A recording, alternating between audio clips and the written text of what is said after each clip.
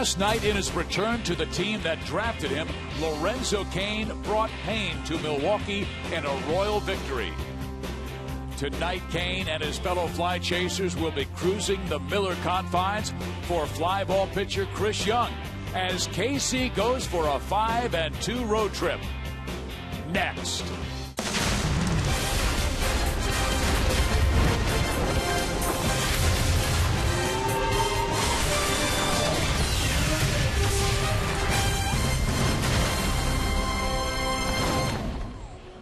Royals baseball is presented by Academy Sports and Outdoors. Tonight from Miller Park in Milwaukee, it's the final game of this brief two-game series between the Royals and the Milwaukee Brewers. Hi, everybody. Steve Physiak, Rex Hudler with you. The Royals won Game 1 by a final of 8-5 last night. It was the most runs they've scored since May 29th, when they scored 8 in a victory over the Chicago Cubs, so it's a good sign. Well, they're seeing more pitches. They're being more selective.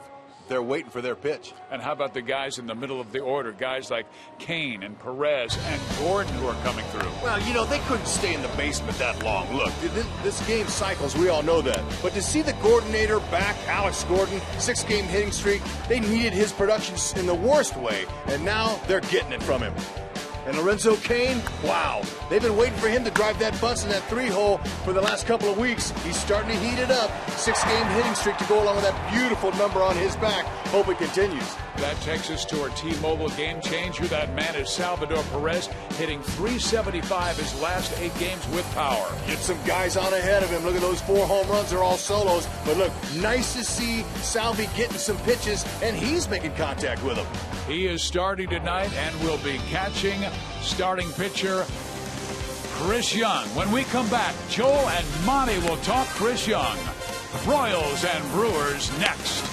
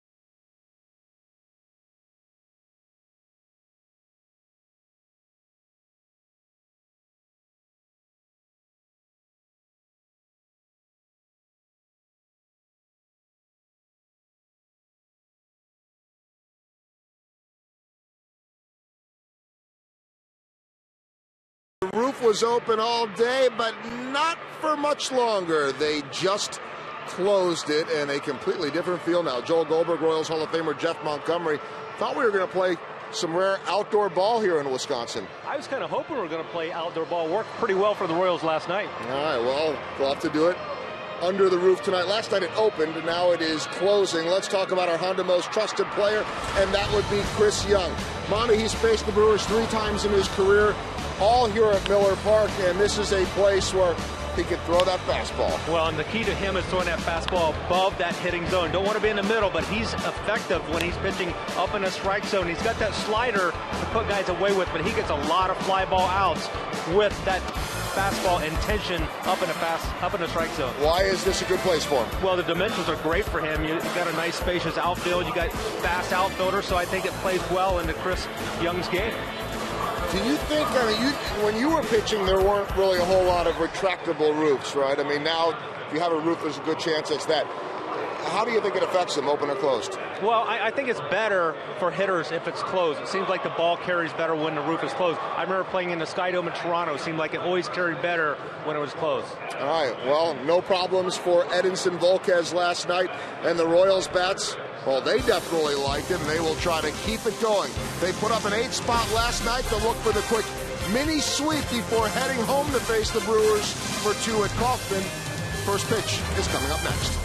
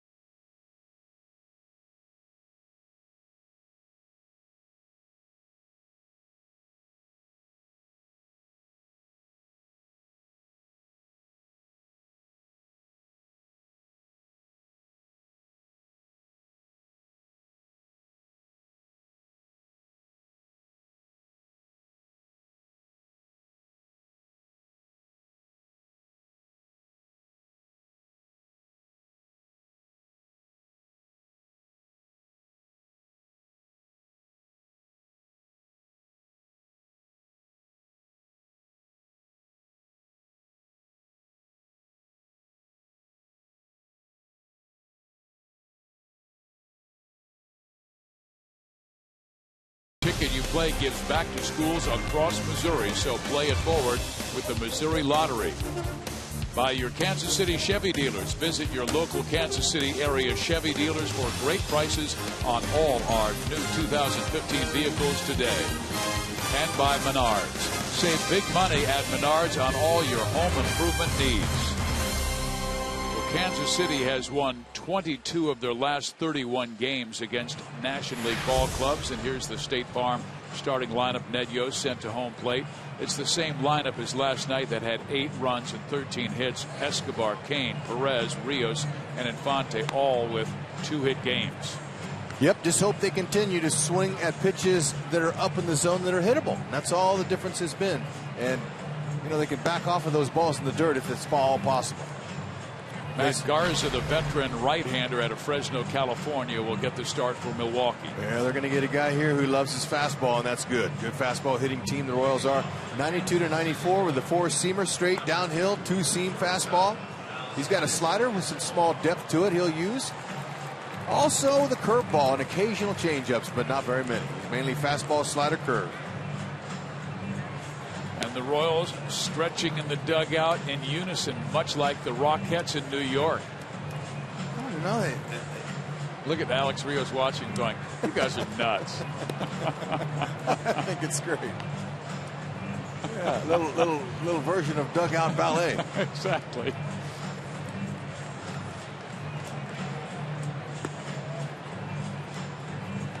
A look at our umpires. The crew chief is Jeff Nelson. He'll be at second base tonight. Last night's home plate umpire Laz Diaz is at third. Chris Guccione will be calling balls and strikes. And Cliff Fagan is at first base. The Royals are 35-25, Hud, and that is the best winning percentage, 58% in the American League. Well, that's good so far. I mean, they just want to continue to get that good pitching, because that's what it all revolves around. And Chris Young, he's set to do the job. At first, now let's see if Escobar swings at Garza's first pitch. Garza likes his fastball first time through the order. He'll be going right after him. Now he struggles a little bit fielding bunts, and he's not the best fielding pitcher. So if they want to bunt, that's not a bad idea if you get it close to the pitcher, but you try to get it down the lines. Escobar with a couple of hits last night. He also knocked in 2 runs, and what's interesting, he has 20 RBIs this year. 18 have come on the road. Royals had a 3-run first inning that led the way to an 8-5 victory. Garza with a good fastball. It's usually in the low 90s, but can reach the mid 90s.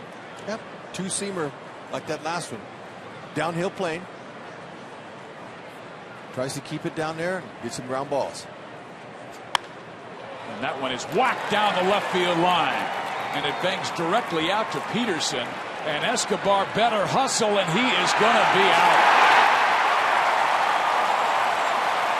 Boy, you talk about a perfect bounce for Peterson in left to make that throw to second base. Yeah, I'm not so sure why Escobar continued to go to second. He didn't get a good break out of the box either. That's Rusty Kuhn's got to be able to help him and shut him down there. Watch this now. He's waiting to see if it stays fair. Okay, and then if the kick was perfect, but any kind of good throw was going to get him. Certainly a 2-hopper got him right there on the bag.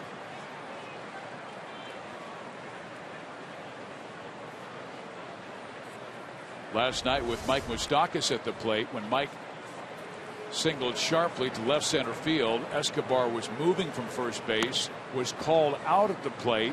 The Royals debated it, challenged, and won. And that sparked that 3-run first inning.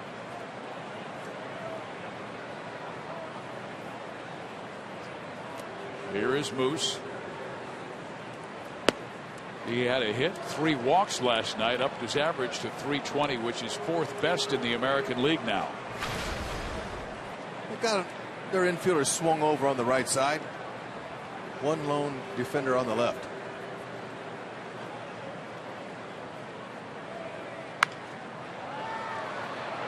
Perfect. Left center field. Gotta love that. A nice doinker to start the afternoon for Moose. Way to go. Hey, hit it with or not. That's the whole key to hitting against that shift. Brewers defense needs a lot of improvement. Segura back in there. He had been playing with a bit of a hand injury. Spent 2 weeks in the disabled list with a injury to his right ring finger. So Segura back at short, and when he is healthy, he is really good.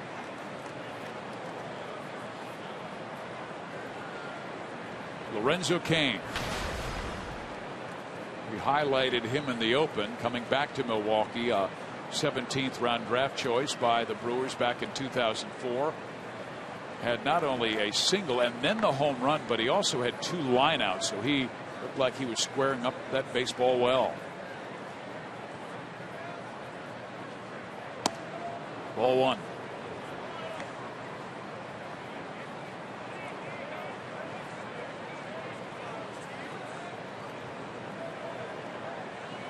Royals aggressive offense, love guys with fastballs and like to challenge them early. That's exactly what Garza's going to do.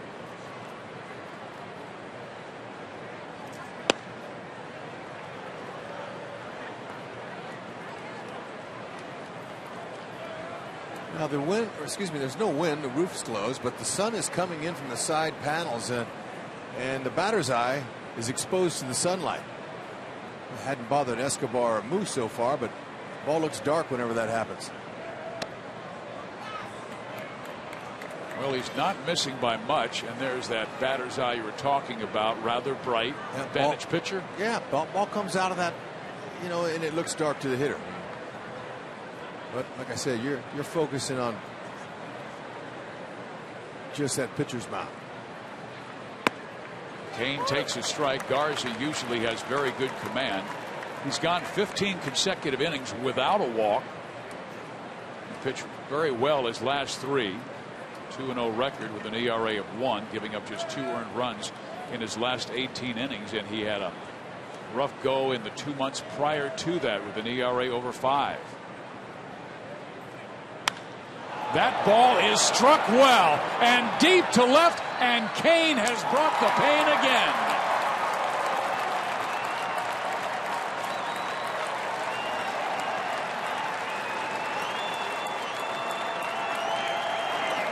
Aggressive hitting offense, aggressive fastball pitcher. That's exactly what he gets for throwing all fastballs up there. Garza, man, he got to mix in a few secondary pitches. Locane reached back on him and took that ball for a long walk here at Miller Park. Beautiful stroke, short, compact. He's looking for it. Didn't miss it. 6 home run, 1 shy of his career best he hit in 2012. Boy, that is a good thing to see, and you always talk about him leaning back on his drives, and he did lean back on this one. That's right. Cookie City right here. You're going to hit that ball out in front. Yeah, you got a nice stroke, really good balance. Look at that fallback like that. Really good fallback. You know, we've seen him hit his home runs, and when he hits them, they're out. They're not scraping the back of the wall. So the Royals jump off to a good start again tonight after they scored 3 in the 8th in the first inning of an 8-5 win last night. Here is Eric Hosmer. He went 1 for 5, drove in a run and scored a run. Takes a swing at the off-speed pitch and strikes out. There's a breaking ball he's going to have to mix in more.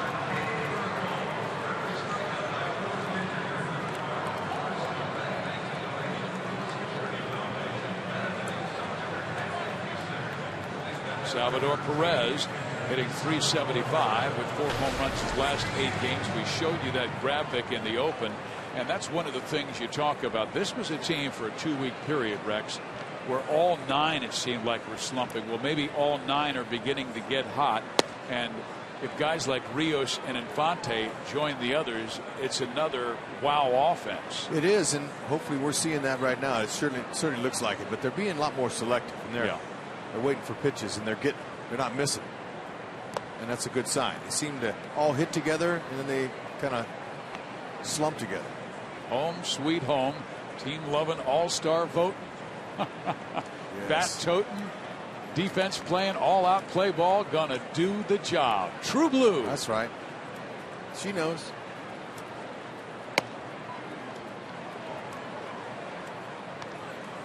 Hey, Salvi's got a 3-0 count. What are the chances he walks here, you think? Well, Salvador has walked 4 times this year and over 200 at bats. I bet he's going to swing here. 3-0. No, he's taken. All right, now he'll be swinging here, I guarantee you. He could care less about walking. Well, you were just talking about you like the fact that they're working the counts. Yeah. On a 3-1 count. Look what he's doing. He's got to be hacking here. Ouch. Got it off his foot.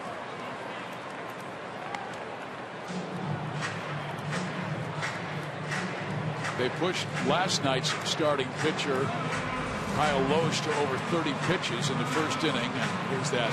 Ouch. Yeah, hit him on the one place that wasn't padded on his toe. Not good. Salvi's had 18 pitches to get 1 out. Salvi gets enough foul tips when he's catching. He doesn't need hurt himself up there at the plate. 2 outs, I beg your pardon. Escobar thrown out at second base, and then Moose singled. Kane homered. Salvi to center field, and that will stay there for Parra. And they get the third out, but Kane goes deep, and the Royals take the early 2-0 lead. What a beautiful thing to get early runs. There you go, second consecutive night.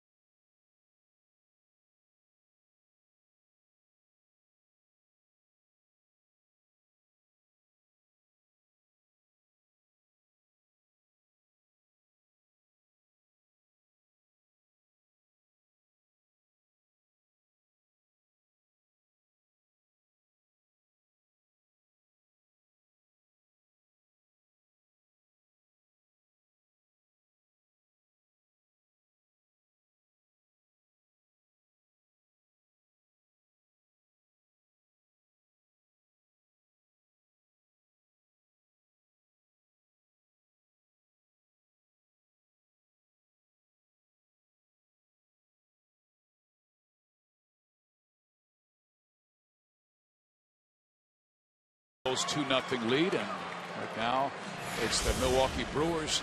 Time to get started. Here's their batting order. Parra will lead things off with Gomez still out because of the leg injury. Lucroy goes number 2. He had 2 doubles last night. Braun and Lind, the top 4 guys, are the guys you really have to watch out for. And Arcia in the driver's seat.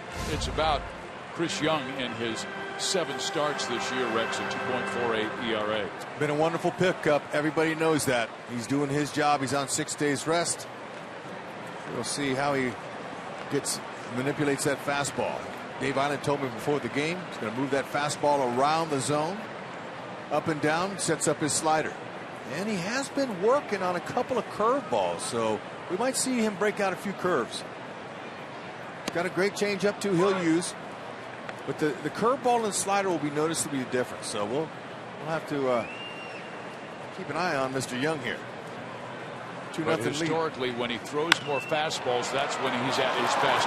He delivers a fastball here, which is lined to Escobar for the first Milwaukee out. Time for our Ford around the horn, showing one of the best defenses in the game.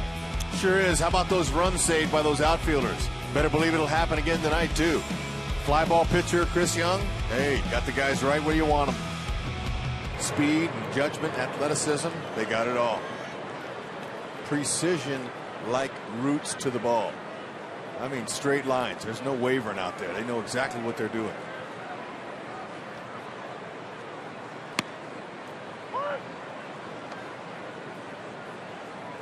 Jonathan Lucroy looked like he was getting his timing back. A couple of doubles last night. He also had a walk. He was gone for 6 weeks because of a broken left big toe. And this guy was their MVP last year and 4th in the National League MVP voting. Just not only shows the numbers offensively, but does a great job with their staff. Yeah, you know, they weren't counting on him missing any time. You know, most managers count on their guys staying healthy. However, they know that you play this game the way you do 100% every single night, something's going to happen. And a toe? Ugh, it's tough. Take him a little bit of while to get his timing down. He goes right center field. He had a double there last night. Kane will run this down for out number 2. When Chris Young is on, he's getting a lot of pop-up outs. Not necessarily that ball there, but I mean, he gets a lot of guys at the top of that strike zone with that fastball, and it just looks too good to pass up, and they never can really get on top of it.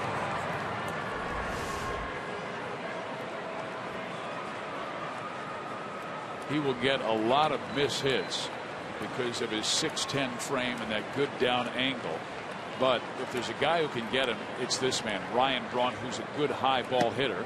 And that's why Young decides to go with a first pitch breaking ball. Yeah, you know that he's only got 2 hits off of Young in his career. Both of those have left the yard, though.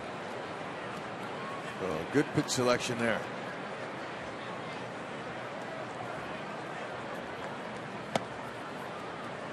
One ball, one strike.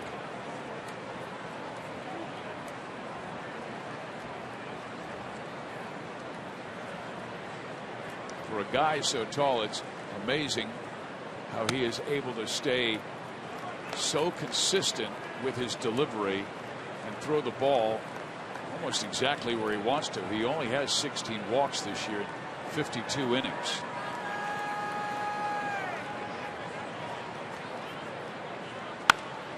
Slider hit well, right field. Rios back, pulls it down.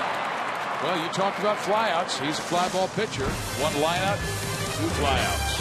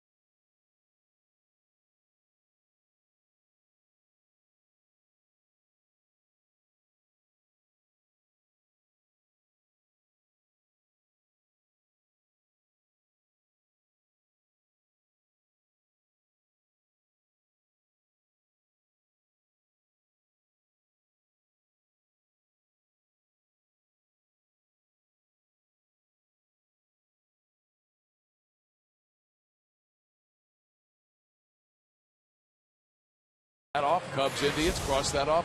Finally, baseball, Royals, Brewers. And students come out of the K on Wednesday nights for Student Night and Local Music Showcase. And it will be coming up tomorrow night against the Brewers, featuring music from Hembry. Get your tickets now for just $8 at the box office or at Royals.com/student night. Okay, Hembry, no pressure. But that last band was really good.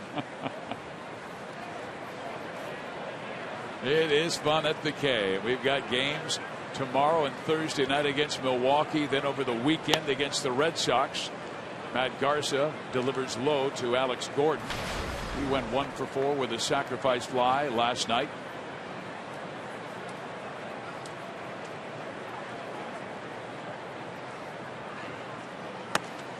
You know, you mentioned it earlier that Garza hasn't walked a batter over his last 2 starts. That's another formula goes against Garza when you're facing the Royals offense. They love strike throwers. I mean, that's right up their alley. Guys, there it is. There's a shot to right field for Alex. It's run down nicely by the right fielder Ryan Braun, who has an excellent arm, and Gordon wisely stays put at first base. Yeah, nothing wrong with that. Good swing. Right down the middle. Like to see him not foul those off.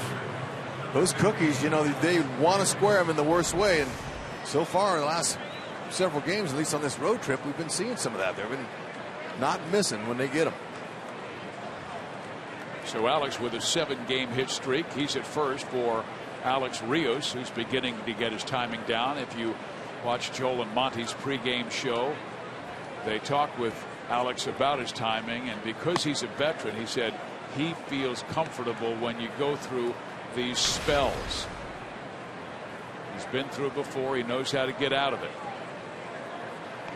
And like the other hitters in the lineup, he'll get hot again. He had a double in the 4th, a single in the 6th, and both balls well struck.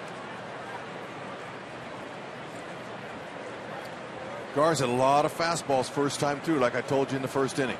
He's going to try to see what the hitters are doing to it. Some of them are hitting it, some aren't.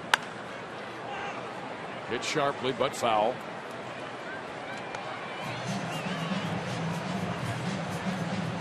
It was Alex's first multi-hit game since he had 3 hits back on April 12th, but of course, sandwiched in between was 7 weeks on the disabled list because of a broken bone in his left hand.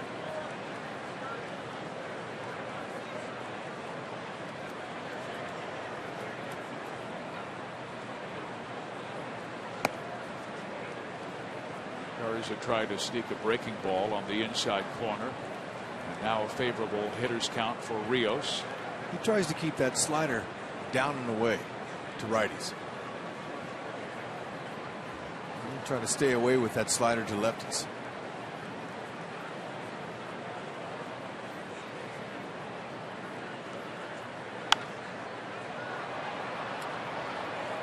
For fans of tonight's game, we are participating in the Home Run Challenge. Tonight, every Royals home run in this game raises $12,000. So Lorenzo already made his deposit.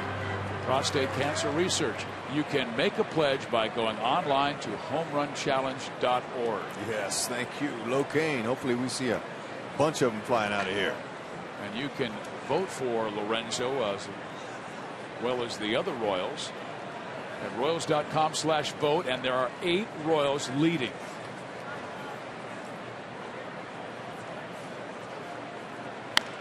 Fouled off. And who knows about who could be going among the pitchers. I mean, the job that Wade Davis did last night, runner second and third, nobody out, and he didn't allow a runner to score. He's been magnificent. So you'd think that Wade would have to be going to Cincinnati as well. You would hope and think so. Now look at those home runs that Garza's given up. Hopefully he'll give some more donations to cancer research tonight. Now he doesn't want to, but you're throwing fastballs down the middle. This ballpark here, you can hit them out. And the Milwaukee staff has given up the most home runs this year, 79. And how about this, Rex? This next note: 59 have come in this ballpark. They've allowed 59 home runs in Miller Park this year. Here's a launching pad. Hope it continues tonight. Oh, line nice drive, right center field. Gordon turns second. He will put the brakes on. And the ball gets away, but backing up. A couple games Garza. ago, he catches that ball. Worm's starting to turn for Rios. Hopefully it'll continue to turn for this guy too. He is our AT&T U-verse rewind. A couple of hits last night, including a double. Yeah, you know, that double, it was well placed, and that sometimes will get you going. And he went ahead and went down that line. They got to have some production out of that 9-hole from Infante, or excuse me, 8-hole tonight in the National League Park.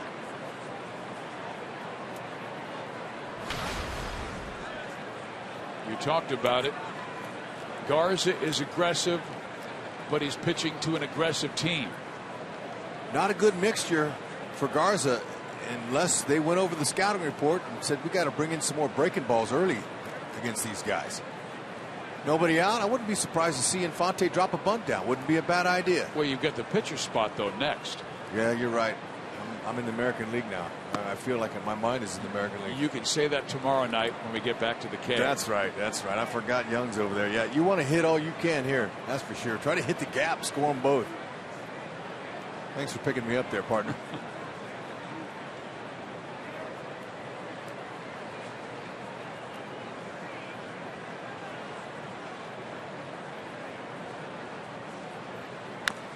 Fouled off. Royals had 3 hits, 2 runs in the first. Gordon Rios have singled to open the second. And continue to dent that confidence of the Brewers as they're dead last in the National League Central at 24-41, already 19.5 games back of St. Louis.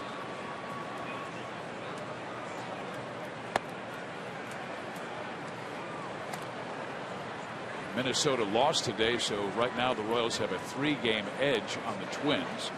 If Detroit also loses today, the Royals would have their biggest lead of the year at 3.5 games. Fonte's doing all he can to shorten up his swing, working overtime, trying to not pull off on all these pitches he's been seeing recently. Popped him up. Gene Segura. Infield fly rule, in fact, with runners at first and second, so first out's recorded, and here is Young.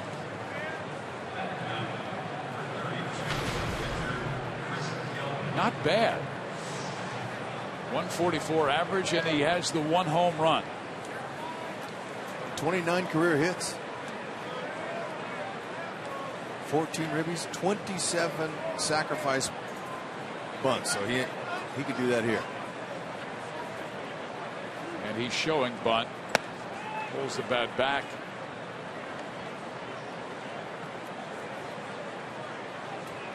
Large strike zone. Yep. Garza, he's going to throw high fastballs. Challenge him. Try to see if he can get that ball down. Outfielders, they move over towards the opposite field, and right fielders come in whenever pitchers hit. Got to be alive.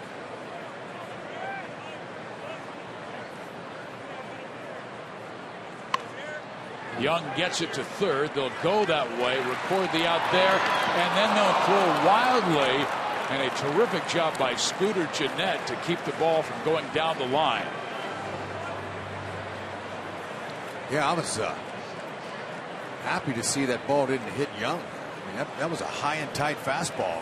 Well, to see how close it came to his hands. But man, you know, you got to be careful with those pitching hands out there. That just was above his fingers. And Ramirez with the right idea there. Good throw there. They get a double play. Get out of the inning. What a save. Excellent job. Now, the right fielder, Brown, he was in. I don't know if they'd have scored, if Rios would have scored from second on that, but Gennett made a good play.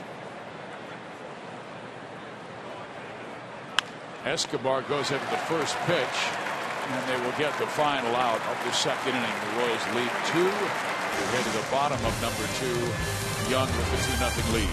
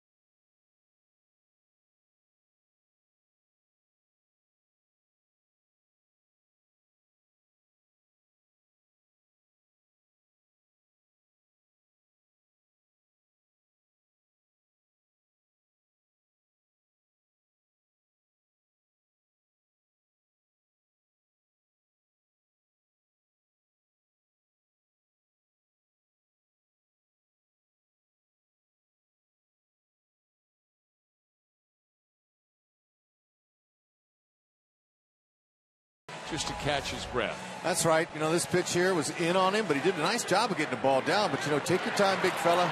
Got a long way to go in this game here. Look at that. No striding at the base. Just a nice, easy jog through. And I remember in the 5 years I got to play in the National League, I hit 8th and I hit 1st. And whenever the pitcher made an out and I was coming up behind him, I would always take extra time in the batter's box. They'd always say, hey, let the pitcher get back in the dugout. Let him sit down before you even get in the box. So, you know, they got to, you know, it's a different game when you're not used to hitting all the time. Sometimes when you get winded, it'll take your focus and concentration away from executing your pitches. That's why they need the breather.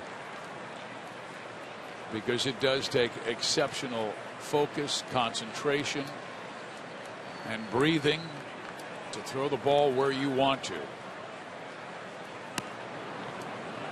Ball one to the leadoff batter in the bottom of the second inning, Adam Lynn. He has been the hottest Brewer of late, raising his average to 287 by hitting 357 the last 2.5 weeks.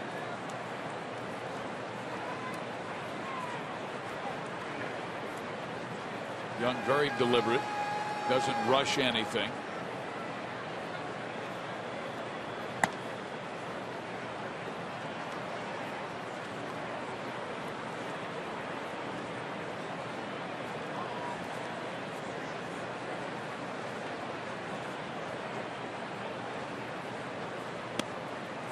Fastball just misses low.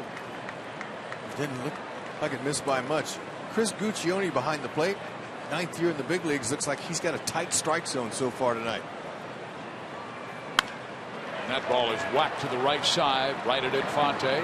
Waits for Hosmer to get to the bag, and one out. Join us for Star Wars Day at the K on Sunday, August 9th, as the Royals take on the White Sox. You can enjoy a day of baseball and Star Wars themed entertainment while dressed up as your favorite character. And those who purchase the special ticket package will receive a Jedi Alex Gordon bobblehead. May the Force be with you, Royals fans. Get your tickets today at Royals.com/special events. And I think we should have a vote on what character Rex Hudler should dress up as. Oh, come on, Fizz. Should it be a Jedi Knight or a Wookiee? I think you should be Princess Leia. Oh, come on now. Or how about C-3PO? You could dress up as a garbage can. Hey, look. Put a little round top on you. You know what? I could do the garbage can if I had a garbage mouth, but thankfully I don't. No, I'm cool. I'm happy to see that Alex Gordon bobblehead all done up. Fouled off. Ramirez 0 for 5 last night. We also told you that he has announced that this will be his final season to retire. Head home to the Dominican Republic. Fastball, and Young thought he got strike 3, but Guccione says no. It has to be a little further north. Yep, it's got to be right down the middle of the plate. Well, that caught the corner. That's a nice spot. It's where you want when you're pitching. So he comes back with a slider, which is popped up. Infante will take care of it. 2 out.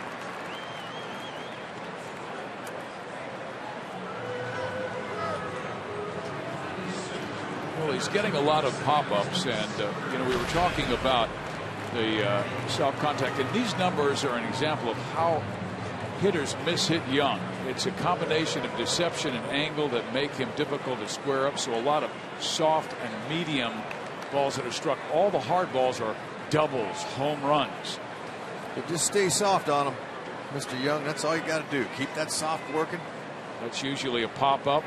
Yep. Foul out. Yep. Anytime there's any air underneath them balls that go out in the outfield, you know what, they got plenty of speed to get up underneath them, catch them. And the hitters tell me that Young, even though he'll throw 85 to 88 miles an hour, it just seems like it gets there quicker. He has a long stride, so his hand is closer to home plate when he releases the baseball, and of course he's got that good down angle. Yeah, that's an invisible. Here is Scooter Gennett. Hit well, center field. There goes Kane. Milwaukee, I'll bet you miss him. He's homered. He's run down a double. Kane is the Royals. Scooter, you can't get a hit out there.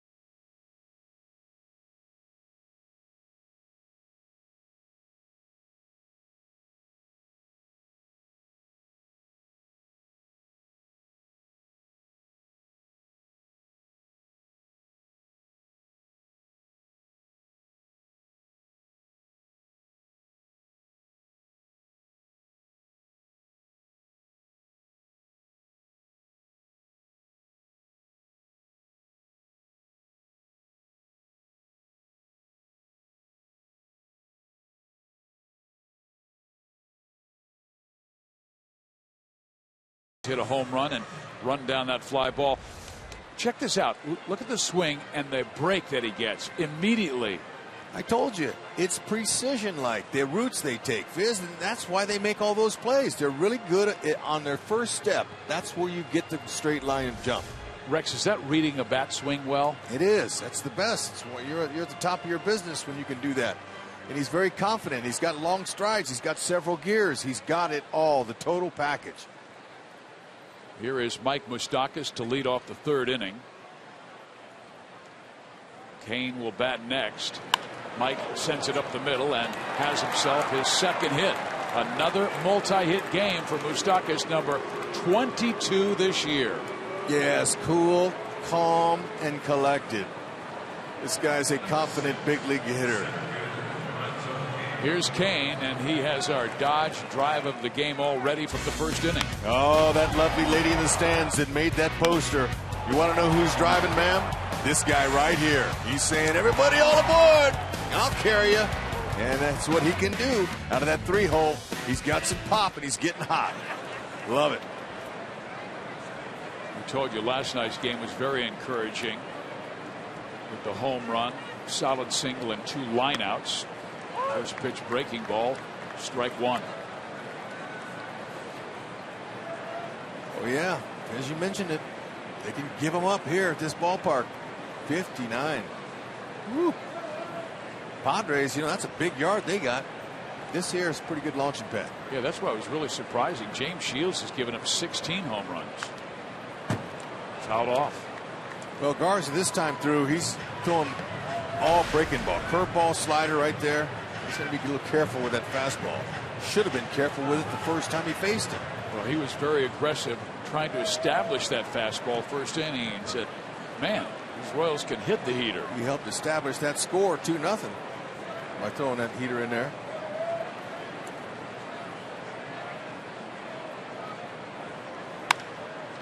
This could be 2. Segura goes second, 1, first base, double play.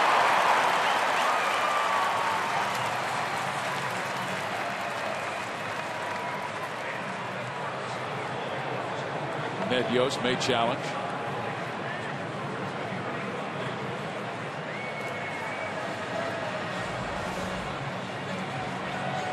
Looked like to me Lorenzo Cain was safe, but let's see it again. Yeah, I think they're going to review this one and win it. Billy Duplessis, stay hot, man, in there in that video room. He's doing a good job, man. That ball had not made contact right there yet. And that Locaine splits right on it. But of course, we have to wait and see.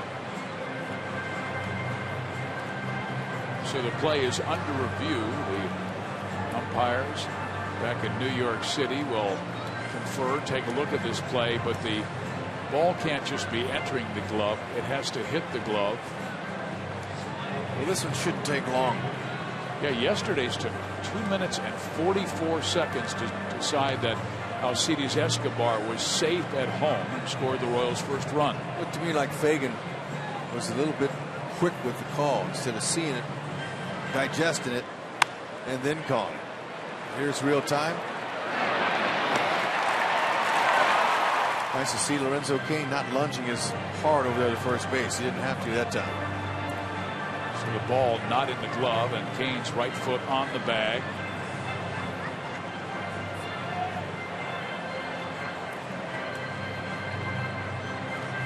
He is safe, so Lorenzo at first base, and he is the Royals' top speed guy with 11 stolen bases this year. He's only been caught twice, so this could be a running situation with Hosmer up, and Haas hitting a lot of balls in the ground. Stay hot in there, Billy. Way to go. Way to help Ned.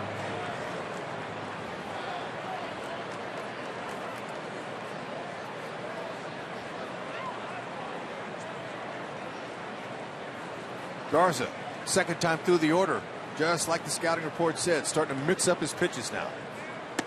Cain bluffed a move, did not go. Ball runs outside.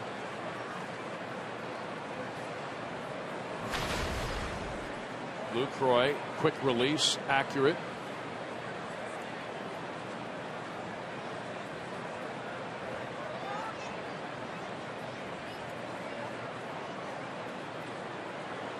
Garza does not have a great move.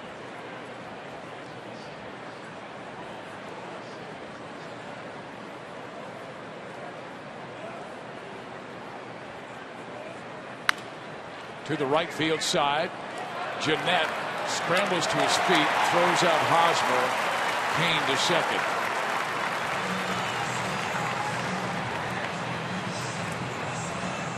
Scooter with another nice play. Showing some good range there, and he was able to hang on to the ball after he crash landed. Sometimes that ball will kick out, especially around the lip of that grass out there. And Haas, good run through the bag. Nice play. Royals with 6 hits already. Perez struck one well to center field, but it was run down by Parra in the first.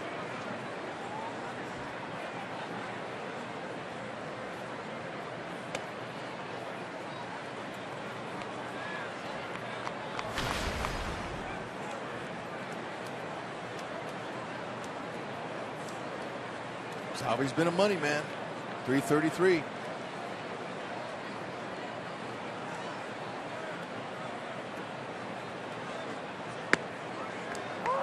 And this is. He's talked about it. Second time through the order. He's going to mix up more breaking balls, and you can see it's not working. The overall picture, but you know, we'll wait and see what happens here. Salvi, last 4 home runs have all been solo shots. He hit a nice ball to the center fielder his first time up. Tried to check his swing, but he went.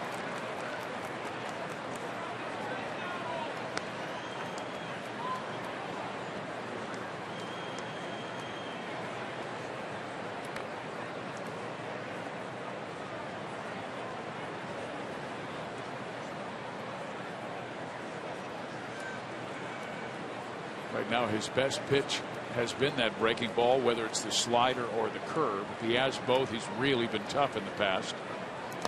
This time, great block and a backhand by Jonathan Lucroy. Salvi's shown that he's really good on pitches middle away. And look at this. He could shoot this lane here very easily. The 2 strikes especially.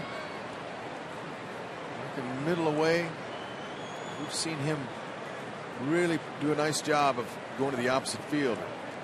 Dale Swaim, his hitting coach, says that he'll knock in 80 runs or more if he keeps using the opposite field.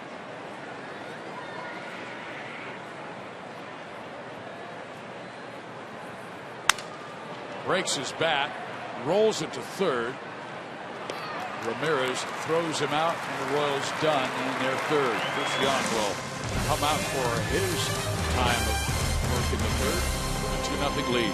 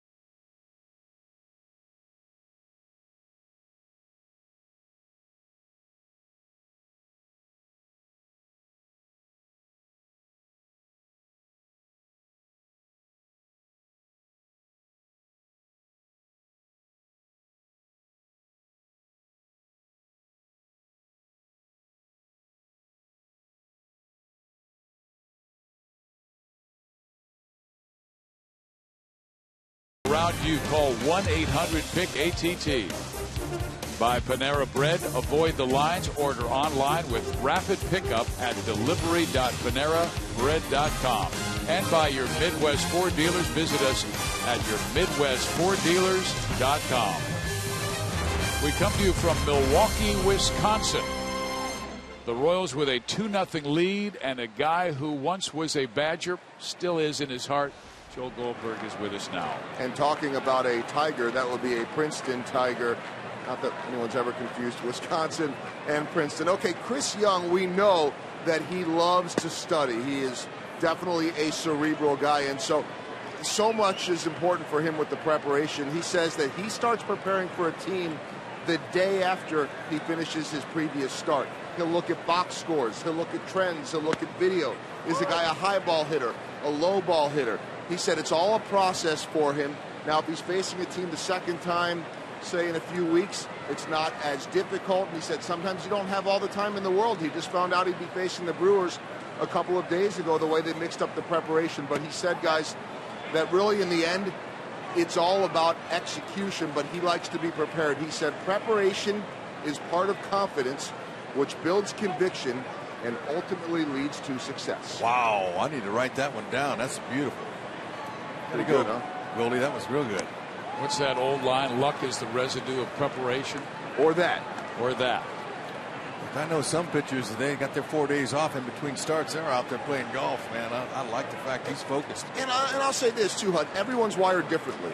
Right. And for Chris Young, I think that would be uncomfortable. And I think, what he was saying to me is, look, you see the strikeout there to start out the inning, that if he doesn't have a lot of time to prepare, he's been through that before. He knows what he needs to do, and in the end, he needs to pitch his game.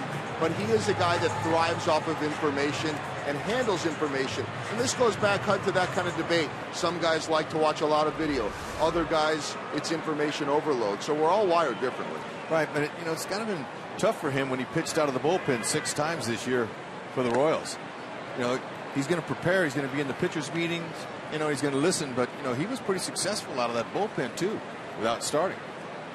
How many times have you walked by him and seen him with a binder open studying something? There's a grounder up the middle. Escobar will not reach it. It's a base hit for Shane Peterson. You're right, because some of the relievers have said they miss him being in the bullpen because he was always talking the game, saying, hey, he set him up with a fastball. Do you think he's going to throw a changeup here? Or do you think he'll come back in with a fastball? And he had all the relievers talking about those angles, those ideas. How to get the edge on a hitter. And so much of what he learned in baseball, he says, came in that year-and-a-half span where he was teammates with Greg Maddux. Not everyone, but that was a huge, huge influence. Maddux was the Hall of Famer on Chris Young. I asked him about Maddux, and Rex, I said, was it about taking advantage of a situation, understanding what the hitter's going to do, executing your pitch? And he said, no. Greg Maddux was only concerned with one thing. How do I win tonight? Yeah, and you know, the Hall of Famer Maddux, he's influenced a lot of guys, including the guy that's at the plate, Matt Garza. Garza, when he was 8 years old, watched Maddux, and when the catcher came to the mound and talked, Maddux put his glove over his mouth. And he does that, of course, so no one can read his lips. And so Garza, he does that now. How about that? Young people that are watching our Royals games, they're learning all the time by watching these guys play. Garza gets down to sacrifice. That's the 23rd he has executed successfully in his career. Royal fans enjoyed last night's 8-5 victory, and dad and son having dinner with the Royals leading 2-0 on Lorenzo Cain's first inning home run. You know, another thing about Maddux that bothered me is during batting practice, Maddux would sit in the dugout, in his dugout, and he would watch us take batting practice. He'd watch the opposing team. Why did that bother you? Well, it's just because, I mean, I'm thinking, you know, this guy's watching, you know, and I knew he was getting some stuff. Of course he was. Yeah, and of course, you know, it didn't take much to get me out, but it was the other guys that he was watching. Oh, that's nice. It's a bunt base hit for Parra. Milwaukee has runners in the corners with 2 out here in the 3rd inning. Yeah, that was nice. He had a fastball up. He was able to get on top of it and stay on top of it with his bat and head. That's perfect.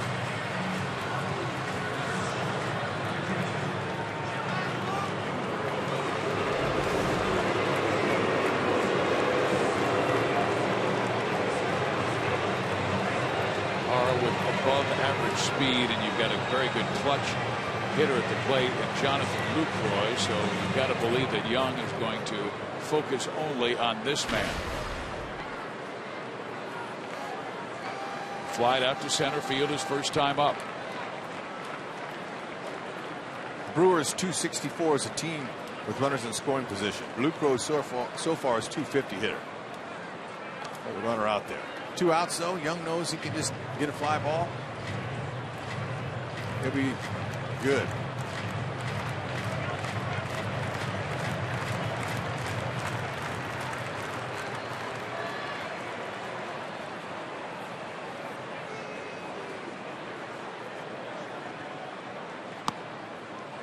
Paints the outside corner for strike 1.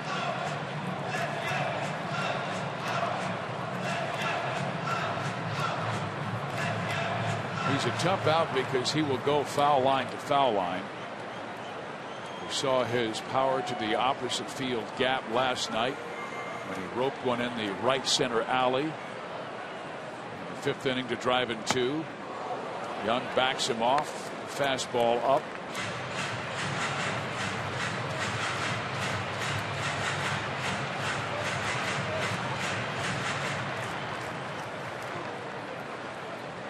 Parra just 1 stolen base this year. 2 outs, most likely he's not going.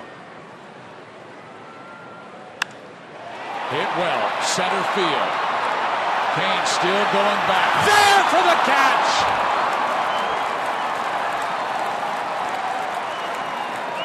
Chris Young taking advantage of Lorenzo Cain's athleticism. I hope he's all right. Oh man, that's just another Gold Glove play.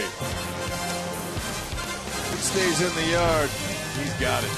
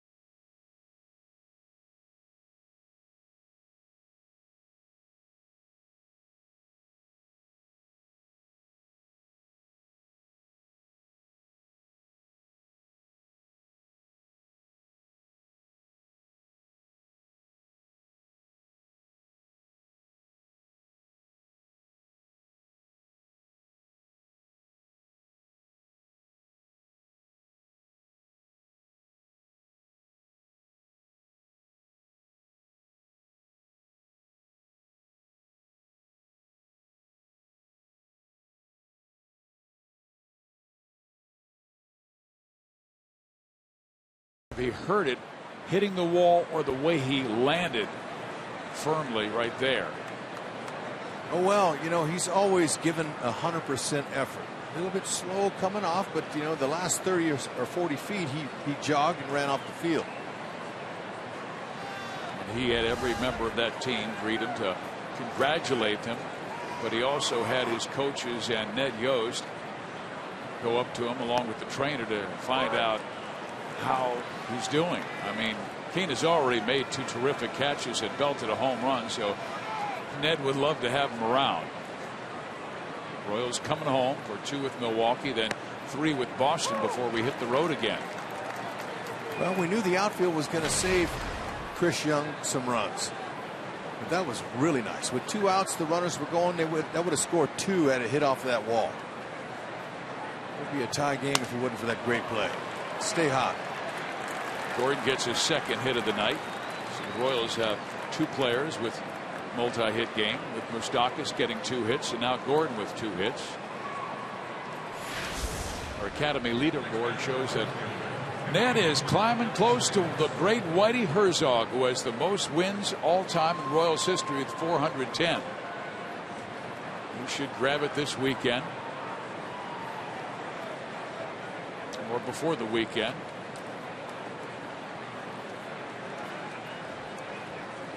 Tomorrow against the Brewers and then Thursday against the Brewers. Blanton and Guthrie will pitch for the Royals. Fiers and Nelson going for Milwaukee. 4 straight innings now. Royals let off with singles.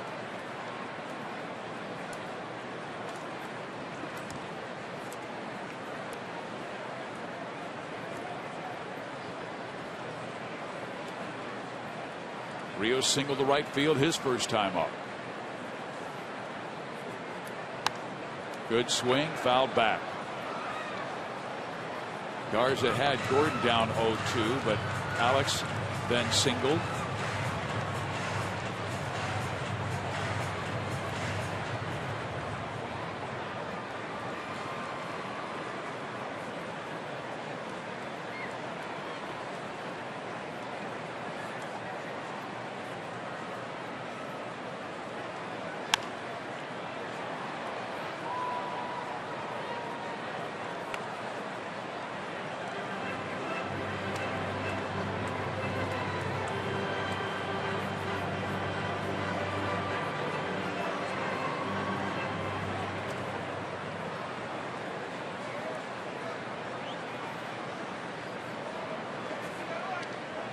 First time through the order, we saw more fastballs from Garza. Second time through the order, more sliders and curves. And there's a curve on the outside corner for strike 3.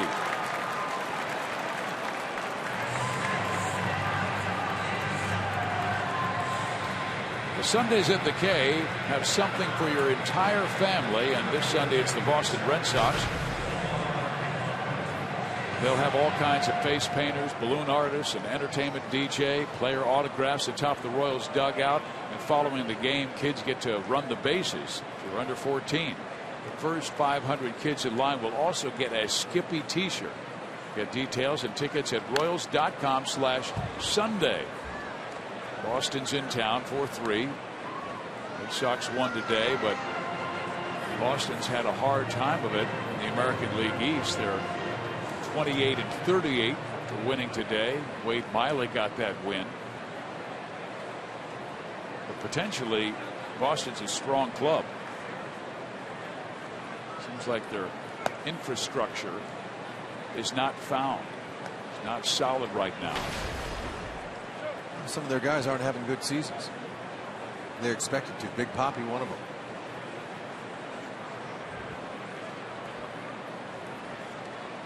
Some that they brought in from outside have not fit in yet.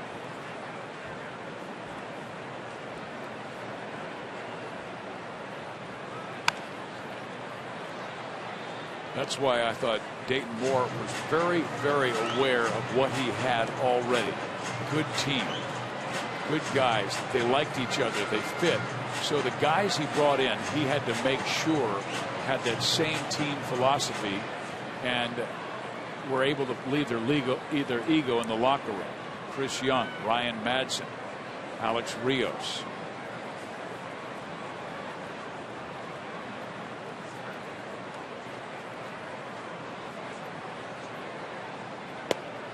Another breaking ball on a 2-strike count. Yeah, and you know, in Dayton's book, More Than a Season, he talks about when he acquires a player, talent number one. Sure, you got to have the skill set that fits the team, but he goes right to character right after that. What kind of character does this guy have? What's he going to do to influence the clubhouse? What kind of leader is he?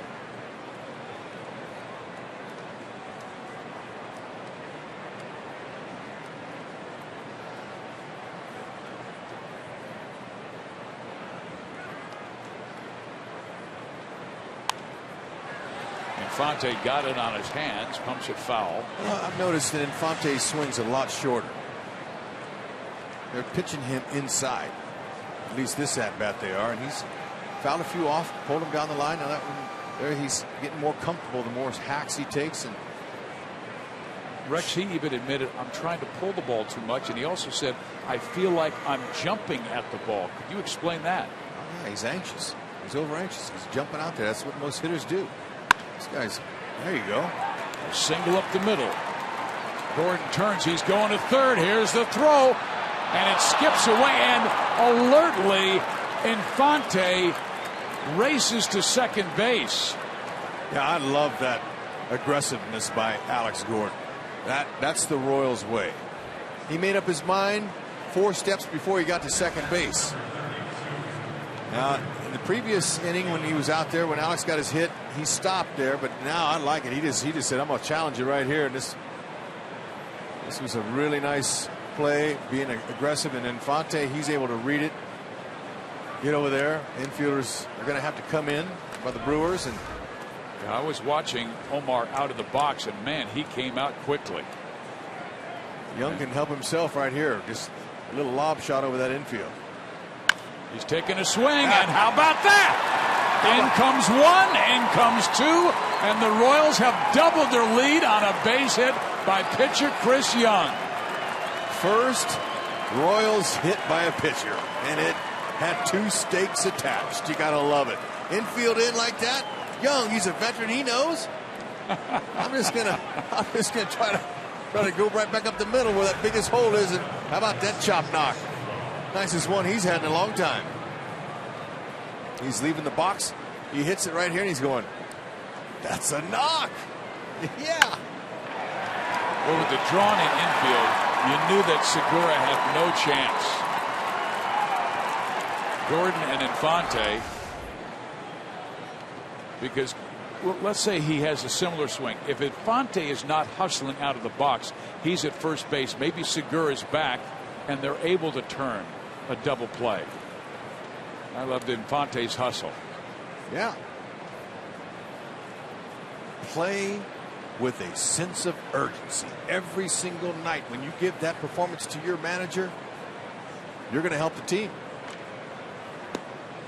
Breaking ball outside corner to Escobar. You don't always have to get the big hit. It's the little things that a player can do that increases his value.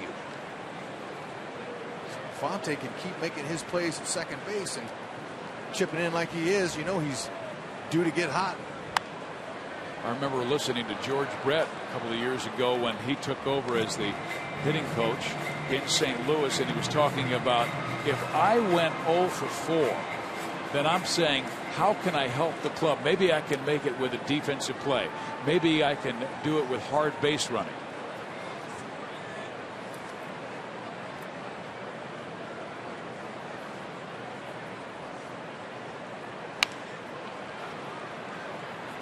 Ramirez gets one, will not get Escobar, but Young makes sure he'll just kind of coast over there to catch his breath. This will give him plenty of time on the bench to relax, get situated, focus on hitters 3, 4, and 5 that he'll face when he's on the mound in the bottom half of this inning. You know, now take for instance right here. Moose is already getting ready to step in the batter's box. He didn't have to get up there and get in that box until the umpire makes it. So this is where you want to kind of give Young, with 2 outs here, a little bit of a breather.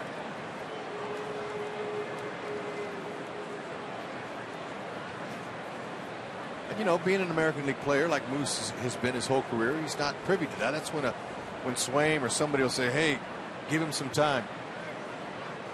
That's how you learn.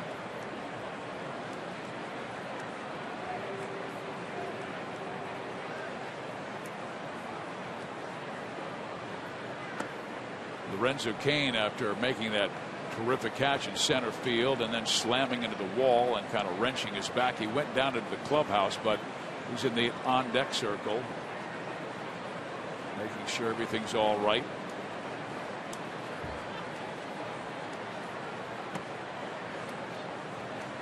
Two guys have made Mike Moustakas' season this year. Number one is Mike. Moustakas has worked extremely hard, but the other guy is right there, Ned. Ned put him in that 2-hole, and it changed who Moustakas was. He already knew who he was from going to the World Series last year and all the success and homers and all that stuff. But look, when Ned, the team was in Houston right before the season started, and Moose was dropping bunts and hitting that ball to left field, Ned found his number 2-hole hitter. What are the responsibilities of a 2-hole hitter? Shorten up your swing, get on base for the other guys. Instead of driving them in, now he's a table setter. And he is accepting that role. Still has the power. He's got 5 homers. 21 runs driven in. That might be down a little bit, but he's in a spot now where he's being successful. This time last year, he was only hitting .175. And look at him take these borderline pitches. This is a guy that's really in mid-season form, and it's not even mid-season yet. Love it. He's seeing more pitches than any Royal hitter. Lucroy tried to pull that back over. That ball was in. Now Moose can go to Hackett here. 3-1. He's bought himself a good hitting count. That's another reason he's so successful. To left field. Peterson backing up. He'll make the catch. The Royals score 2 on the pitcher's base hit. 2 RBIs. Young with a 4-0 lead.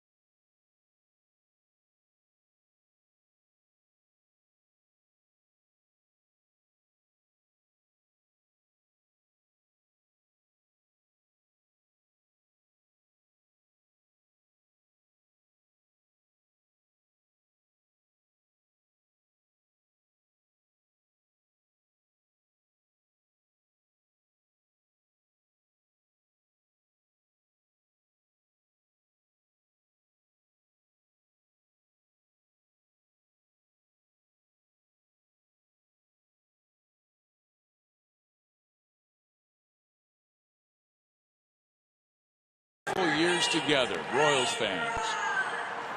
Well, they get to play daily fantasy baseball if they want for free on DraftKings.com with the official daily partner of MLB. Enter promo code BROYAL for free entry. And tonight we're looking at Chris Young, who's been very good, along with a couple of RBIs as he's driven in, so he might be the leader in the clubhouse.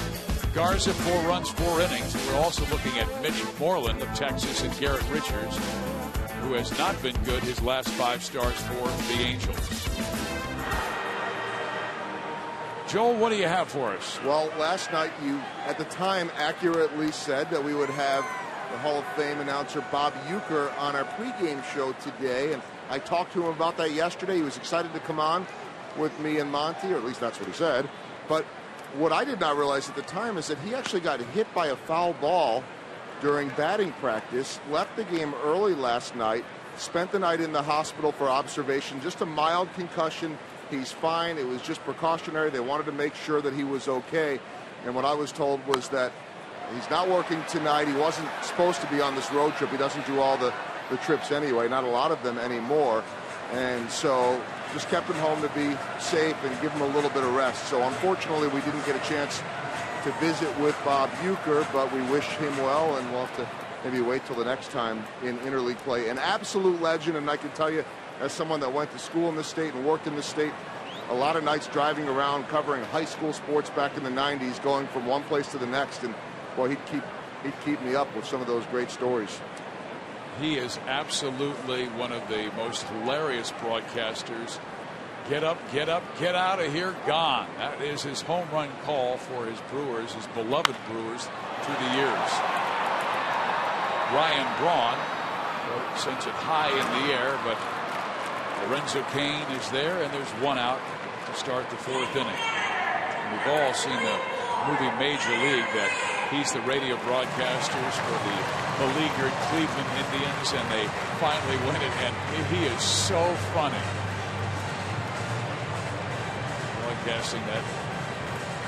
Broadcasting in that movie. Got him up there in the cheap seats. Yep. He missed the call. He missed the call. That old commercial he used to do.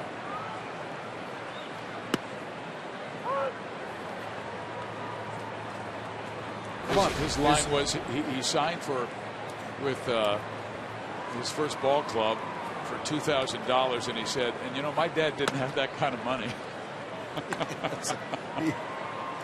Yeah, it's funny. Chris Young, 1 strikeout, 2 ground outs, and we told you he is a fly ball pitcher. Adam Lind, fly ball hitter, good power.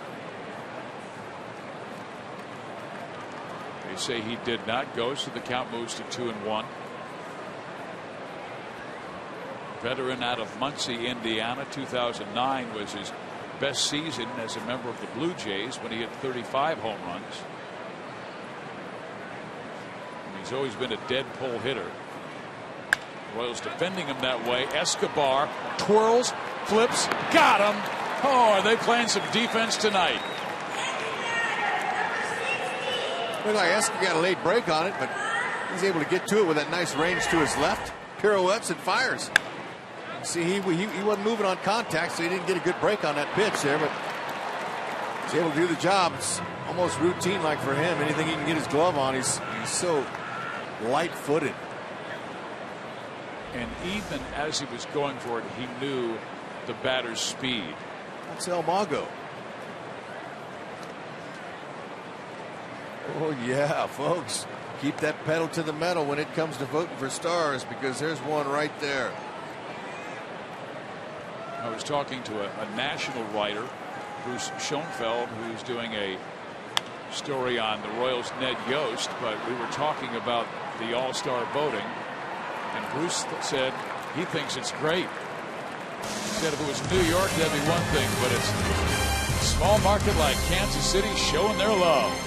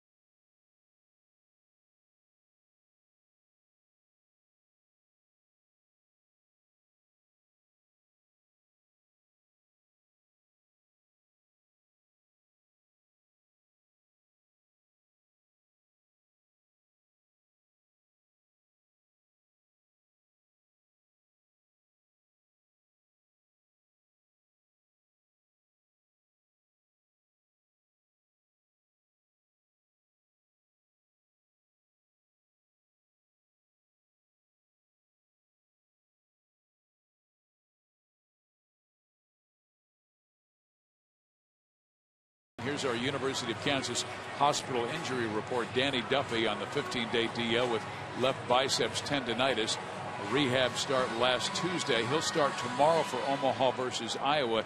He actually started 2 days ago, only threw like to one batter, and then the rains came, so it was washed away. And Danny will start tomorrow for Omaha versus Iowa. Hope the weather is good. Boy, the Royals pitching depth has been good. Yeah, it's nice. Chris Medlin's coming too. Yep.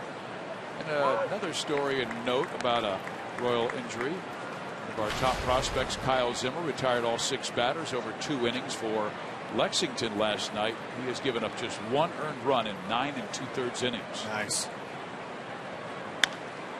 Grounder to short. Segura has it. Kane is out.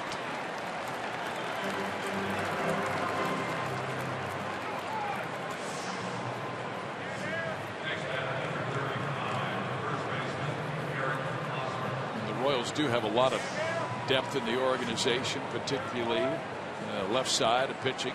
I saw where Eric Skoglund at Wilmington pitched really well, and he's done a very good job. He struck out 8 over 7 innings, yielding just an unearned run. Royals fans might listen for his name in the future. He's still very young, but it's good to see him throwing well. The nuts and bolts of your organization are right down there where you're talking about, Fizz. Believe it. Royals have got a lot of prospects. Maybe that'll fall. Nope. Hosmer is out number 2. Here's at the Cave returns on Friday, July 3rd, as the Royals take on the Twins. So what you can do is join us for this pregame beer garden themed event featuring a wide assortment of unique beer varieties, live entertainment, and each ticket comes with an exclusive Royals koozie. Get your tickets today at Royals.com/special events. Beers of the Cave. 2 out, nobody on for Salvi, who is 0 for 2. Flied out to center, grounded out to third. Royals signed 27 draft picks from their June draft, including their 3rd round pick of center fielder Anderson Miller of Western Kentucky. They also signed a couple of lefties in their top 10 picks. Byron Davis out of Arkansas Pine Bluff, the left-handed pitcher, and Joseph Marcus from a junior college in Florida. Keep them coming. Yeah, one of the guys, Cody Jones, is still playing. He's in the College World Series for TCU, was the Big 12 Player of the Year. And I was talking with Brandon Finnegan, the Royals' 1st round pick last year, who went to TCU, and he said Cody's a good player, good outfielder, switch hitter.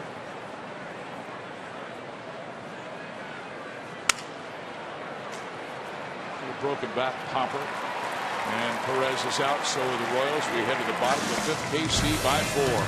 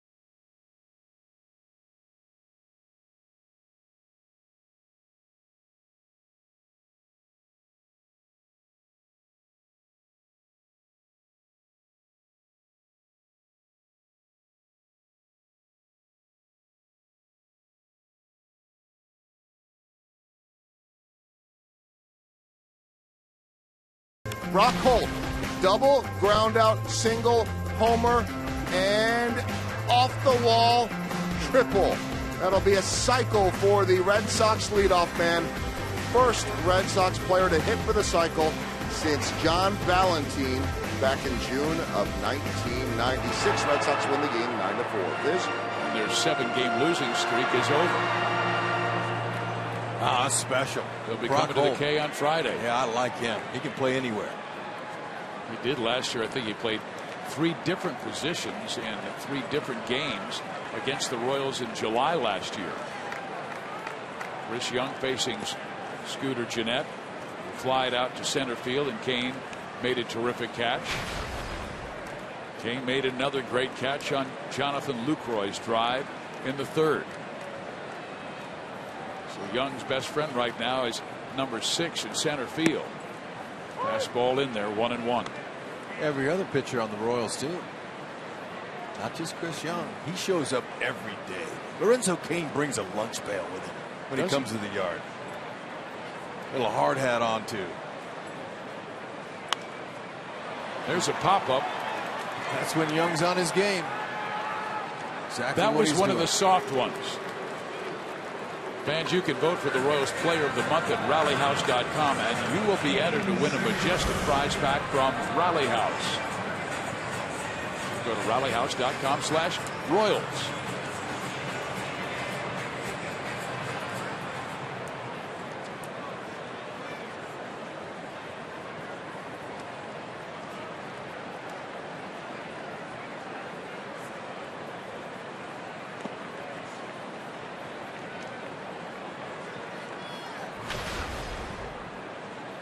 Gennett pops up for Gene Segura with 1 out. Slider misses. 2-0.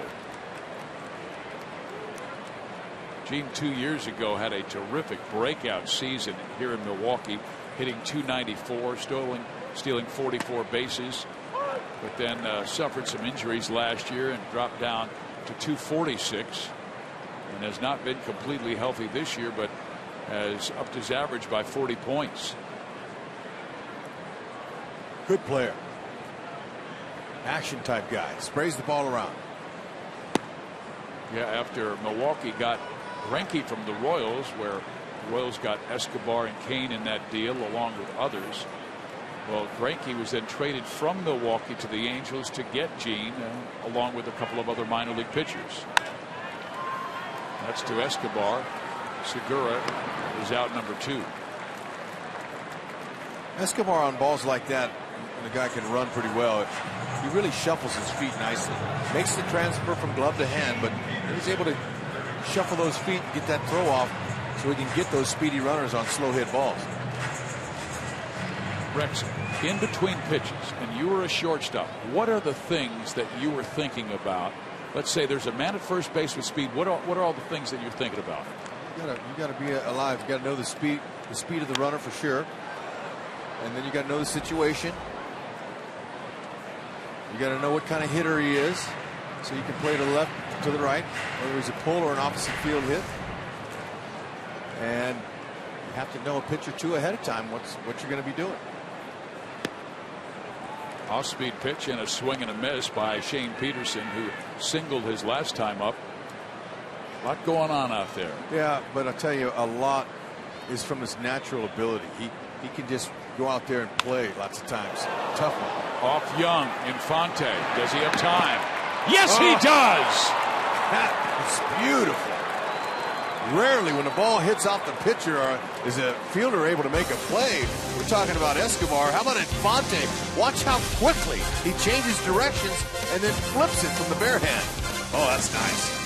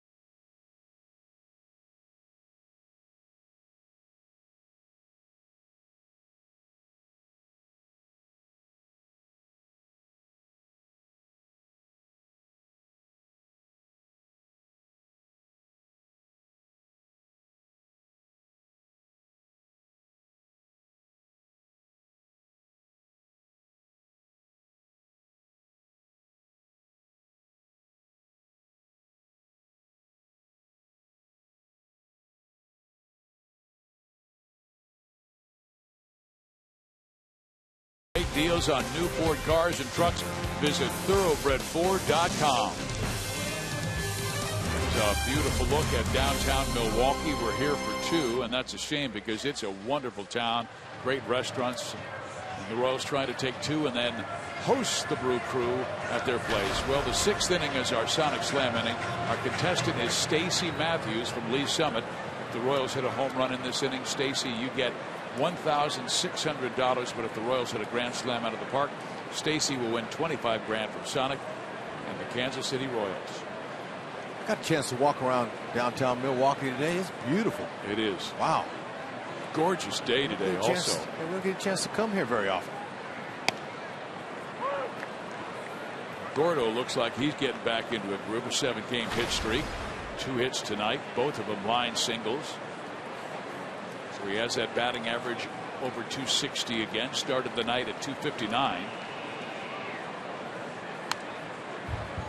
Garza coming off of his first 1-2-3 inning in the top of the 5th. Let's see if he can continue to try to get these hitters out. Nice little road trip he's putting together. Safely in all 7 games. And goes back to Minnesota.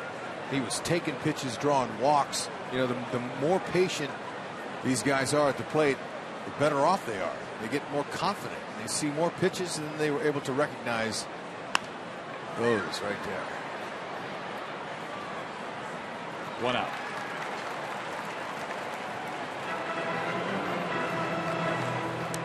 The Royals and Fox Sports Kansas City are offering a unique way for fans across the Midwest to enjoy a game at Kauffman Stadium. It's called the Forever Royal Fan Express, and fans in designated markets have the opportunity to win a trip to the K. Our next stop will be in St. Joe, and that will be June 20th. Just go to Royals.com/Fan Express for more information. And we've talked to the fans who take that bus trip. They love it. They have so much fun on the bus and, of course, at the game. And you get to meet HUD. Where's the next bus coming from? St. Joseph, Missouri. Nice. St. Joseph. Yes, indeed. All right, we'll take it.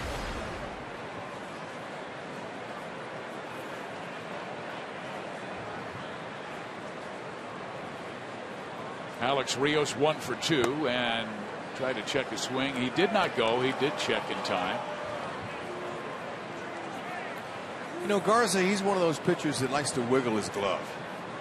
And sometimes, you know, the pitcher does that to throw the hitter off a little bit. He does it a lot. Nice slow curve there. Didn't throw many of those, but that's for effect. Sets up for maybe a high fastball or something here. Very nice delivery. Stayed on top. Was able to pull down. Good break. 12-6. Went back to his slider. Yeah, Brian Anderson, who's the excellent Milwaukee Brewers broadcaster, he said if Garza has both the slider and curve working, he is on top of his game. There is Brian. He'll be calling the game on Thursday for Fox Sports 1. He does a great job, whether it's the NBA, Major League Baseball, college basketball.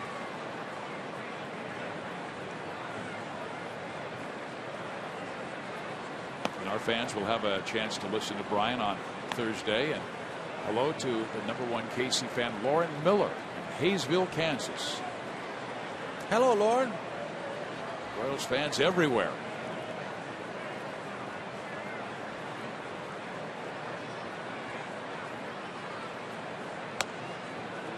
Infante 1 for 2. He singled in front of Chris Young's single through a drawn-in infield that plated 2.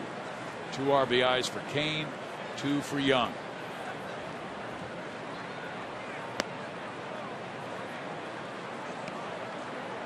I like that take, HUD, because that was a pitch that Omar might have been swinging at last week. No, you know, he's starting to come around. I think. Oh, he belted that one to left field, and Peterson will watch it roar over his head, and you can hear it bang against the wall. Omar hustles into second base with a double.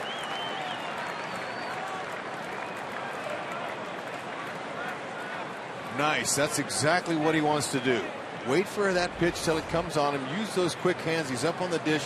And no, he sees that ball's way inside. You can see how he's able to pull his hands in and get that pitch. That ball was elevated. It helped him. But that's the Omar Infante. Rarely misses a good fastball. Nice to see him back on track. 2-out double. Go along with a single he had in the fourth. Scored a run. Royals with another double-digit hit game. They had 13 last night and 10 tonight. Here's Young. He's a hitting fool. Tried to drop a sacrifice his first time up, but with 2 out, obviously not a sacrifice situation. He came up with 1 out and 2 on, second and third, and chopped one up the middle perfectly. And now he goes to right field for a hit. Who is this guy? Chris Young driving Infante in. He's got 3 RBIs. That's how it's done, fellas. I gotta love that. Infante in the 8th hole hitting in front of him did exactly what Ned Yost wanted. Hit a double. Get out there. You never know. Chris Young, Garza throwing him some pitches that are up, letter high. And the big fella doesn't have to do anything but just put his bat on it. Nice stroke. Have a day at the plate and on the bump. You think Garza's steamed? Well, he's kind of an emotional guy, but you know he can only blame himself for that cookie.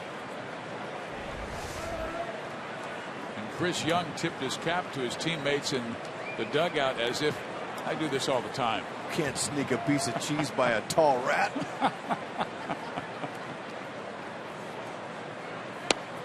Now Escobar.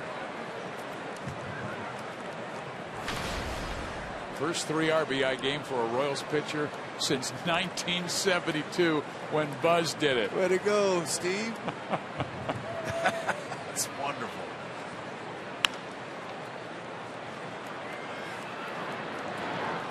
Well, they get the force, but Chris Young doing quite a bit tonight, throwing a shutout and driving in 3.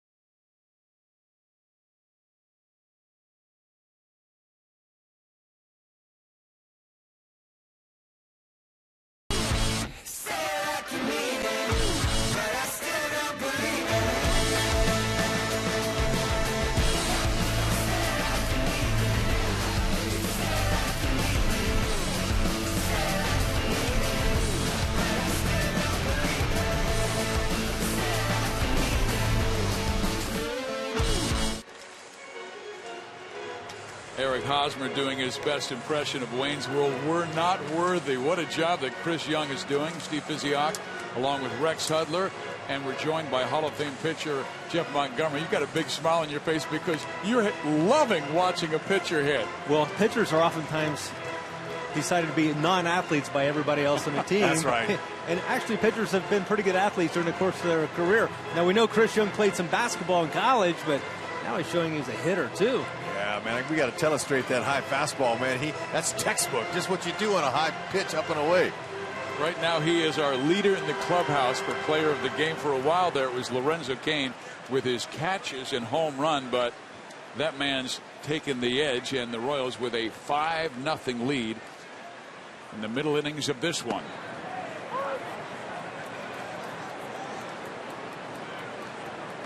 Well, now it's Garza to get his chance on Chris Young. Foul back. 0-2.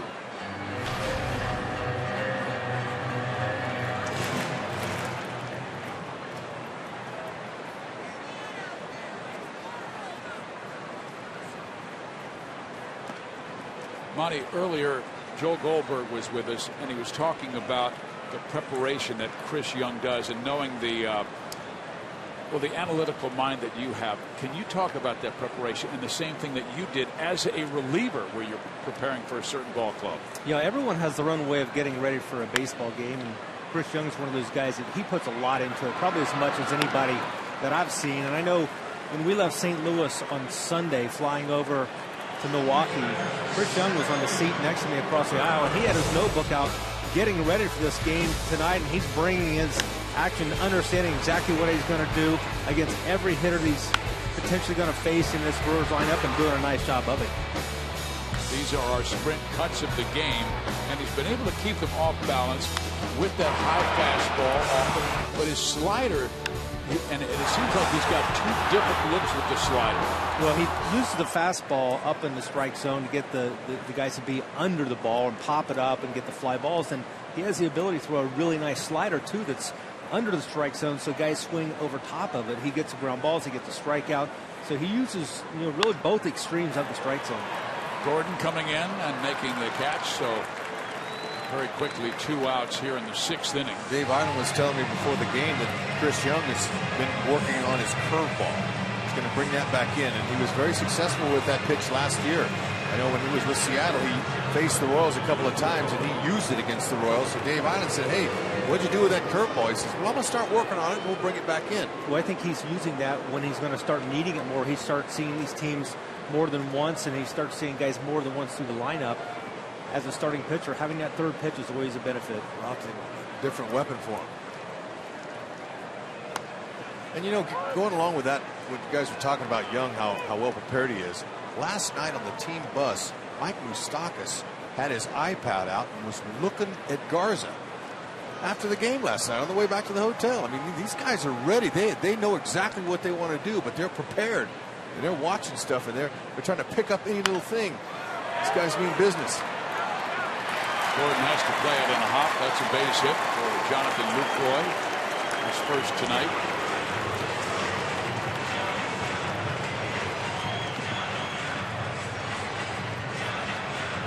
Monty, a routine like Joel in his conversation with Chris Young, it gives you confidence. I would imagine Mike Moustakas, same thing.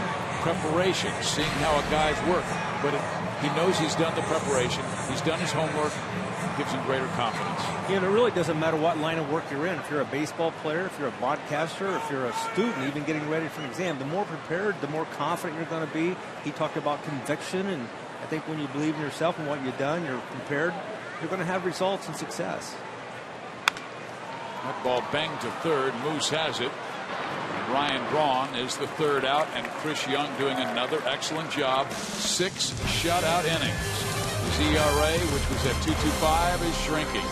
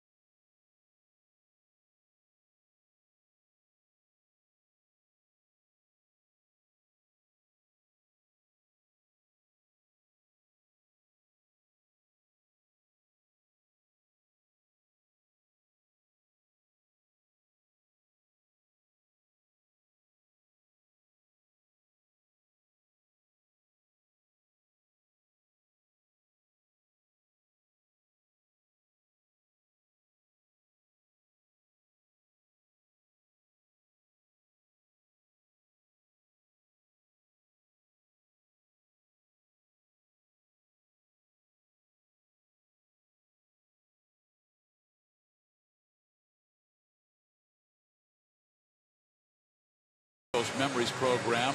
You get a variety of on-field opportunities available for purchase each game. And you just have to go through MLB.com ballpark app, play catch in the outfield. You can take in summer fireworks on the field, and many more exciting experiences available. Simply download the ballpark app, pick upgrades, and select a once-in-a-lifetime experience that you'll cherish forever. Maybe you'll get to meet Mike Moustakas. The Royals with a 5-0 lead to start the 7th inning. Moose is 2 for 3. First pitch breaking ball by Garza, strike one. Still believe that he's going to pull. You got two guys over here on the right side of the infield. You got one lone fielder on the left. Moose sees that. His base hits tonight have been to left and to center. And he bangs that one where they're not. Moustakas goes deep.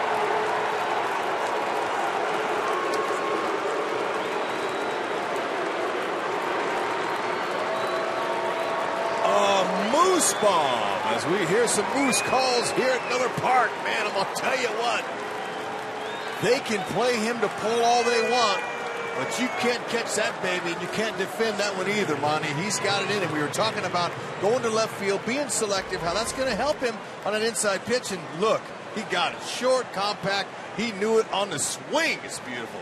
Short take back, very short stride, kept that front foot down there, and really just took his hands right to the ball. Nice. Oh, man, pass out some earplugs. Oh, it got loud.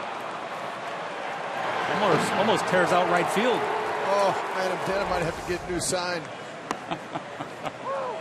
Royals lead at 6-0. They've scored 2 in the first, 2 in the fourth, 1 in the sixth, 1 in the seventh. Love it. $24,000 raised for prostate cancer tonight via the long ball by Kane and Moose.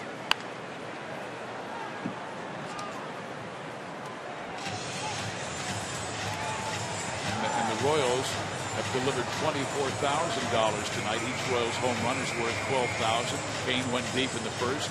Moose here in the seventh. And if you want to donate, go to homerunchallenge.org. Well, the return to Milwaukee has been a lot of fun for Ned Yost. He's fouled off. Won last night 8-5, 6-0 lead here. But he said, my experience in Milwaukee helped me be a better manager in Kansas City. Yeah, we're seeing that a lot because during the course of a lot of the development of these players, other managers and maybe even Ned Yost earlier in his career would have handled them a lot differently. But he allowed them to really be tested and grow from their experience.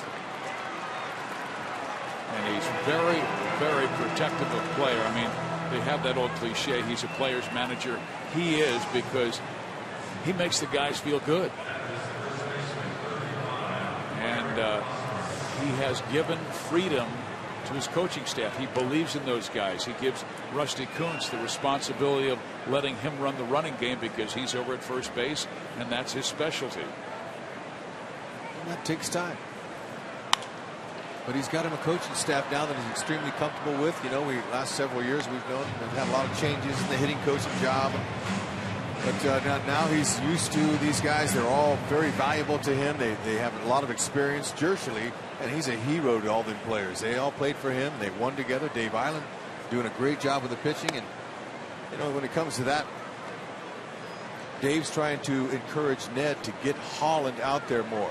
The fact that he's pitching every 6th day or so, he needs more work. So he says that's just kind of a work in progress. They're trying to convince Ned to get him out there more. Well, and I think that's just part of the learning process. And Greg Holland's a guy that's been on top of his game for the last 3 or 4 years. And the situations have created opportunities for him to pitch frequently. He had the injury this year, and now, you know, as a result of not pitching as frequently, maybe Ned's learning too that he's going to have to use him on a more consistent basis to keep him sharp. But does that show Ned's leadership, the fact that Greg Holland went out last night, did not pitch well, and the first thing you hear is the manager saying, that's my fault, I should have used him earlier. All of a sudden the pressure's taken off the pitcher, and Ned's accepting the responsibility. Right, and I talked with Greg Holland today and asked him how he felt. He said he felt great, felt like his stuff was great, just he made some poor pitches in situations when he got 2 strikes. He didn't put guys away, and That's the biggest thing to me is Greg Holland. Is he going to be able to consistently go out there and do the job that he's done? And he may not throw 97 again in his career, but you don't do that during your entire career. As you age and you have more innings and more games under your belt, you're going to lose some velocity. Yeah, it's only natural, but he's still got plenty to do the job. He's experienced with his secondary pitches. And there's so many closers, Monty, and you could speak to this big time about that they didn't throw 92 and they were successful. I remember Doug Jones, Cleveland Indians closer, and he didn't even throw 90, but he had a great big curveball he used, and he was sneaky with his fastball. Joe Nathan, who closed for the last 5 years with 90 miles an hour. It can be done when you have experience like Holland, and he can pitch. Right, Nathan's a good example of a guy that's learning that, not now, but he learned how to get by with less velocity on his fastball and hung around the game for a long time as a result. Now, as a player ages and you lose a little bit of that natural ability, you just have to make the adjustment. You have to figure out different ways to make a living and get guys out. He'll be fine. Might want to put him out there a little bit more regularly. Well, I'll tell you what, though, it sure is good to have an ace in your back pocket like Wade Davis, because he's not only really talented, it's difficult to get the final 3 outs. Wade Davis is not scared. Absolutely not. And he's a great hole card to have from Ned Yost and Dave Island to go to. It's our Chevy call to the bullpen. The Royals with a 6-0 lead. Garza out. I'll tell you who's coming in when we come back.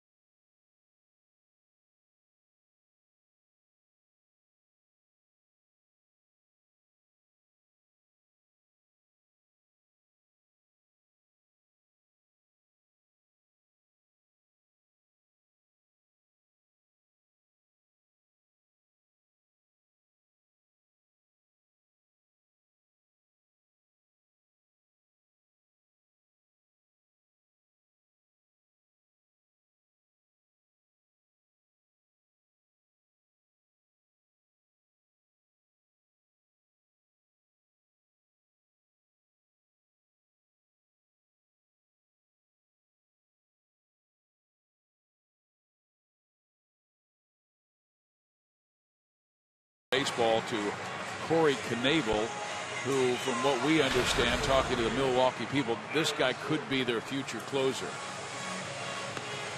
He's got a nice fastball, obviously, to be able to handle that. 90 to 97, slider and a curveball. See what he can feature tonight. 15 strikeouts and 12 2/3. That's a good number. Terrific pitcher at the University of Texas, where he was their closer. And an outstanding one with 37 saves, but from what I understand at Texas, he mainly threw one pitch, fastball. Didn't need the breaking ball, and they're teaching him the breaking ball in the pro ranks. He started his career drafted in the first round by Detroit, traded to Texas, and then traded to Milwaukee this past offseason, along with infielder Luis Sardinas and Marcos Diplan in exchange for Giovanni Gallardo. He's in the rotation for the Rangers, and cash. Here is Gordon, who is 2 for 3. I could get away with throwing all heaters in college, huh, Monty? Well, they find a little bit different lesson once you get to this level. You got to have something to go along with it. You better believe it. Fouled off. Alex Gordon, 2 for 3. Have a night. The inning started with a long home run by Moustakas that banged off the second deck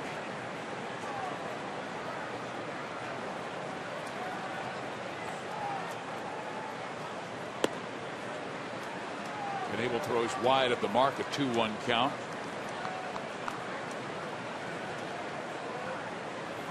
Knebel has pitched very well recently, has posted a 1.13 ERA over his last 7 appearances. Center field, playable for Parra. Royals get one more, and they take a 6-0 lead. Monty, thank you very much. Yes, indeed.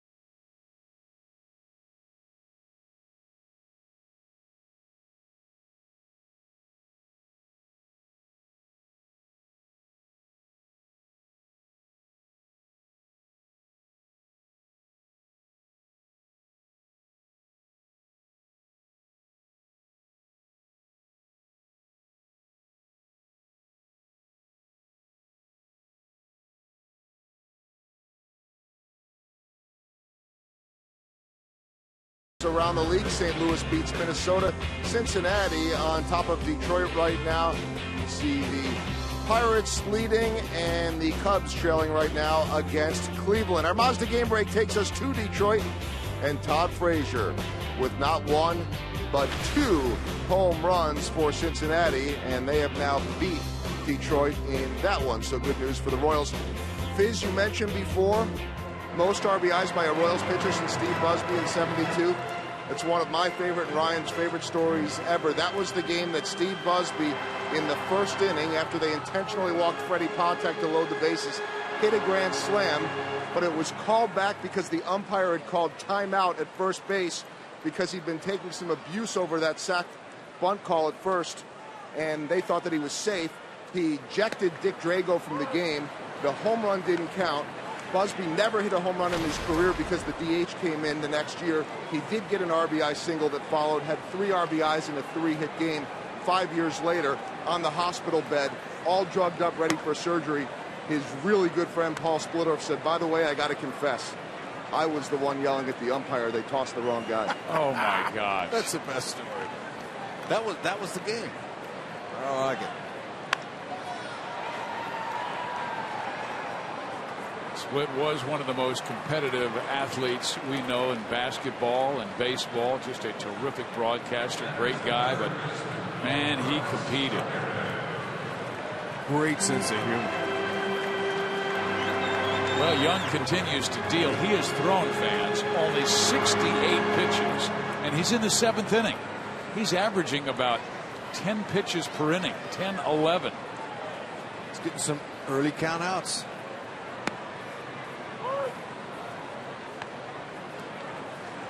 Brewers are trying to take, but whenever they take, he throws a strike.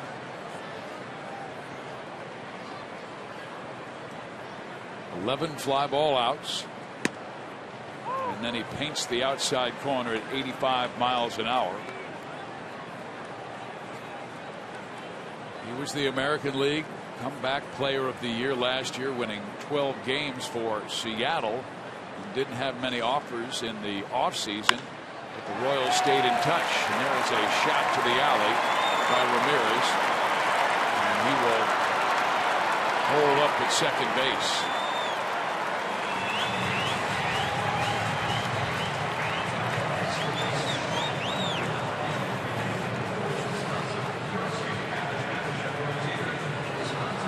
0-2 count was a little bit too good, but nobody on base, didn't hurt him. Like a slider. Just stayed up.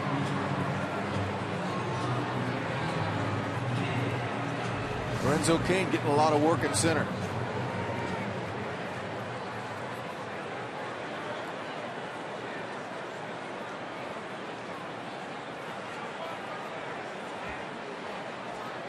Just the 4th hit off of Young. The batter is Scooter Gennett, who takes strike 1. First extra base hit by Milwaukee tonight. They have 4 hits, 3 singles, and now a double.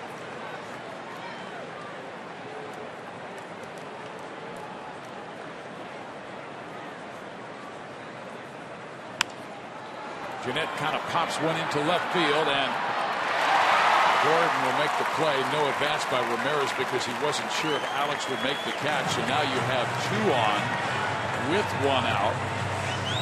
And Chris not necessarily a ground ball pitcher.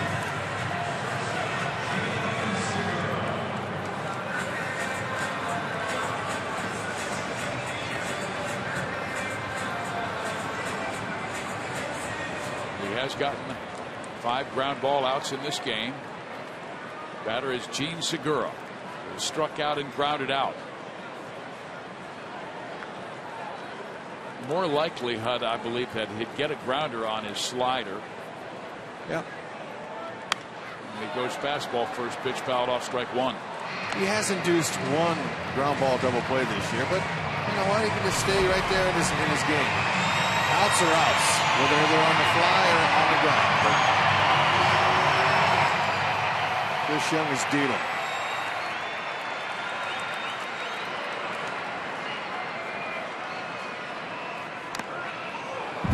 Good pitch there as he got in on with the fastball. Fouled it off of Salvi's helmet. Right away, Salvi says, "I'm all right."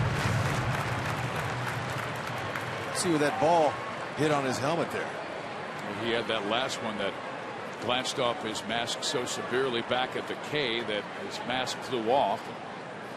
He had a little bit of a headache later that night. No concussion symptoms as they did the test, but he did sit out the next day. Fouled off. Yeah, that was a Herrera 100-mile-an-hour fastball. 10 mile an hour makes a big difference. You take one off your body anyway. Young trying to get that slider over. Brewers fans not having a whole lot to get loud about, but they're trying to help their team here. Been sitting on their hands most of this game. Fastball up. Is that the setup pitch for the slider? Low and away, where if Segura reaches for it, he might get 2 outs on 1 pitch.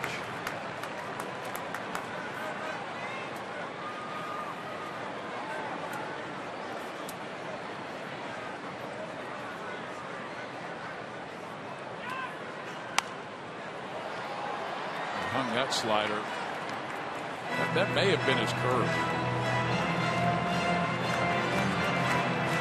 Wanting to change speeds more on that breaking ball because the slider is in the low 80s and his curve, we saw one at 77. Well, you know, Dave Island said he's going to bring some in, and if he is, this is the time to do it. 3rd time through. Oh, that's a great pitch there, and he had Segura reaching for it, but he just did punch it foul. Yeah, that's if he swings normally and doesn't check at this, that's the ground ball double play there, but good spot.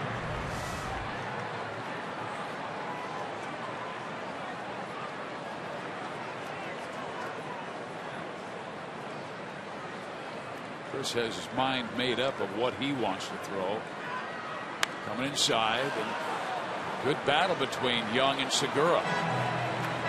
He hasn't had many long duels with any Milwaukee batter, but he'll have to throw at least 8 pitches to Segura, and this is his most taxing inning he has had tonight, already at 80 pitches.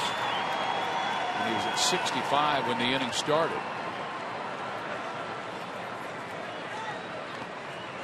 Good block by Salvi.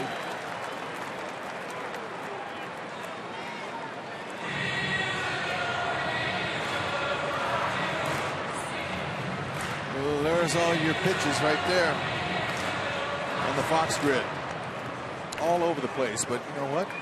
Maybe it's that one right down the middle. Nice and easy.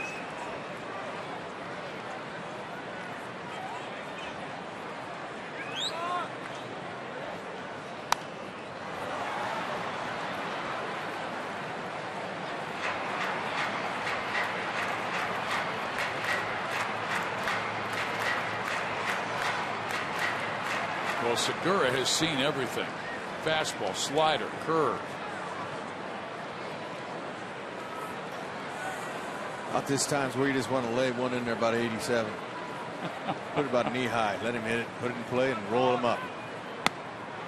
Ooh. Didn't miss by much. Segura not known for being the most patient hitter. He's only walked 6 times this year. Struck out 30. But he's worked a full count.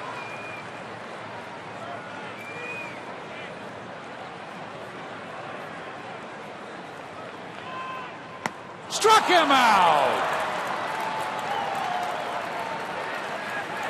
Got him with the high slider. I love the look on Ned's face. Yep, used to seeing sliders down, but not up. That fooled him. He took a little bit off, put a little wrinkle on it. Segura doesn't want to, but he's got to go.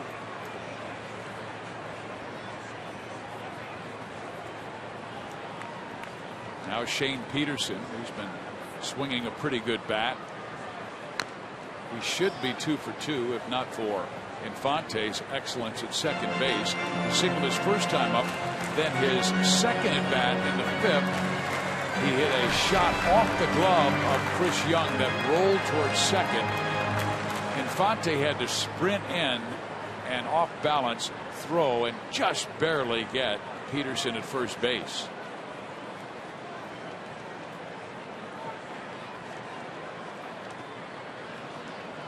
Ball, 1 strike.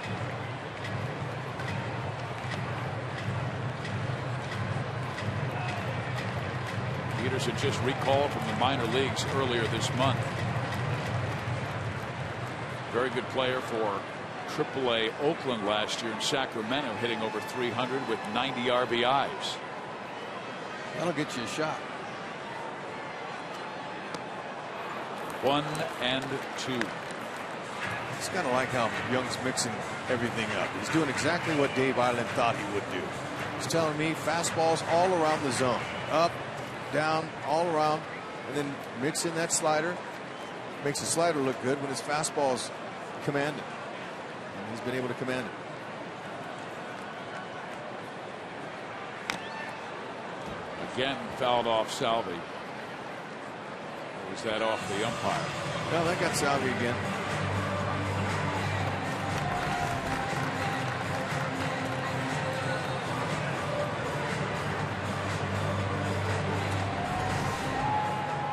Tough position.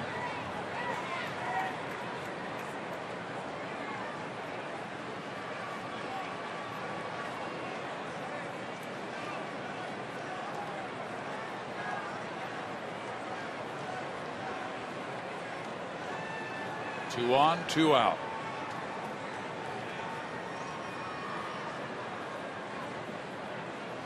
Got him. Ooh, man. That is pitching. Made him work. But forever young.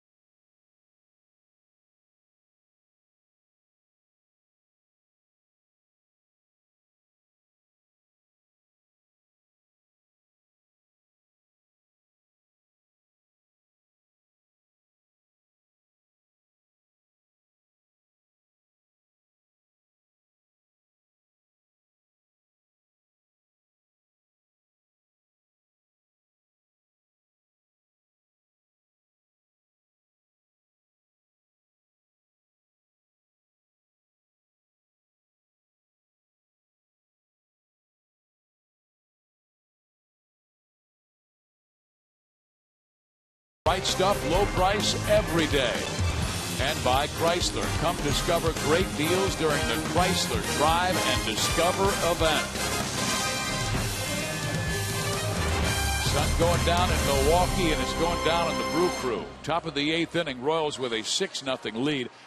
7 innings of brilliance by Chris Young. If his evening is over, his ERA is now down to 1.98. You think Dayton Moore is feeling pretty good about signing him in spring training? Ooh. Can't have enough pitching. Sure is, and the rest of the league's all going, where was our scouts? How come nobody signed him? Dayton Moore always praises his staff for staying after Chris and just letting him know that we're interested. We're interested. And there's a ground ball short. Gene Segura throws out Rios, and there's one out. As Omar Infante comes up, take a look at our Toyota League leaders. The Royals, with their 17th game with 8 or more players with at least 1 hit.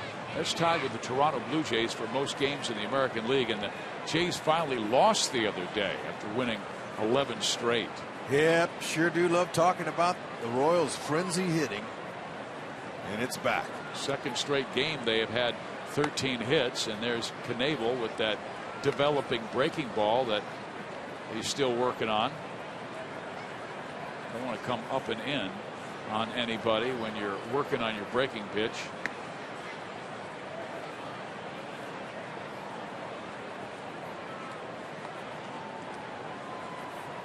Fans, we welcome you to Kauffman Stadium tomorrow night and Thursday, as the National League Brewers will be in town, and the Royals will be back with their designated hitter, Kendrys Morales.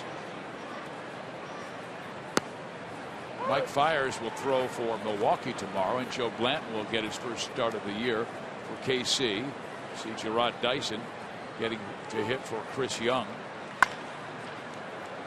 Segura backhands. He slipped a little bit, and safe at first is Infante, who was roaring down the line. The worm has officially turned over for Infante. He earned that infield hit. Now it helps Segura lost his footing. But hey, look, a hit's a hit, his 3rd one of the night. That's right. There's your all-star second baseman. Starting to pick it up a little bit. Good hustle. Good call. It's safe. So Infante with 3 hits in the game, and this is his 3rd 3-hit game. He had his first multi-hit game since May 19th last night, so 5 hits in this 2-game series. And here's Dyson. Gerard, you should know the number 9 spot has been very productive tonight, so the pressure's on you. Out of the 13 at-bats out of the pitchers in the National League Parks, Chris Young's got the only 2 hits with 3 stakes attached, 3 ribbies.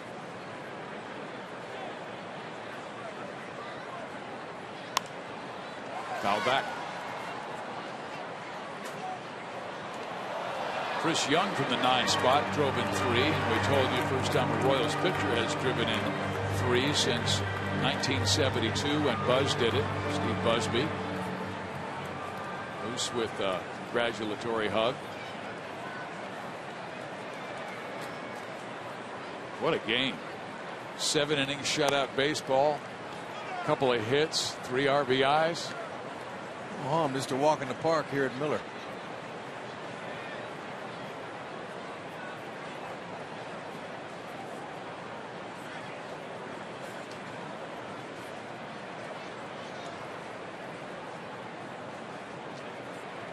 Knebel to Dyson.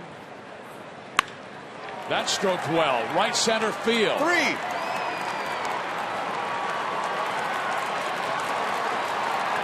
Infante will have a triple, driving in Infante. Or excuse me, Dyson will have the triple, driving in Infante, and it's now 7-0 Kansas City. Gerard Dyson. How about the 9 spot? Yeah, love him out there. looking for some high fastballs, and he was able to stay on top of it. Drove it. He's off to the races. Third triple on the season.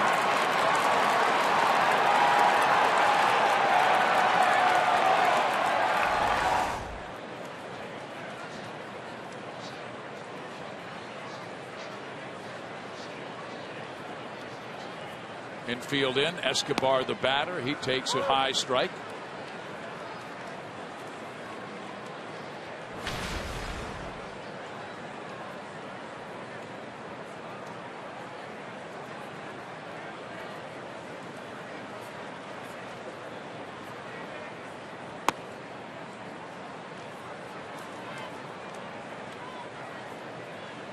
Royals have had a lot of success against the National League. They've won 22 of their last 31 games against National League opponents, including 15 last year. Ground ball short. They hold Dyson at third, throw out Escobar, 2 out. That makes Gerard Dyson 2 for 4 as a pinch hitter for Ned. Not bad. Well, Thursday, Major League Baseball returns to Fox Sports 1 with an interleague matchup. It's at the K. Brewers take on the American League Central leading Royals, and coverage begins at 7, not only on Fox Sports 1 and streaming live on Fox Sports Go.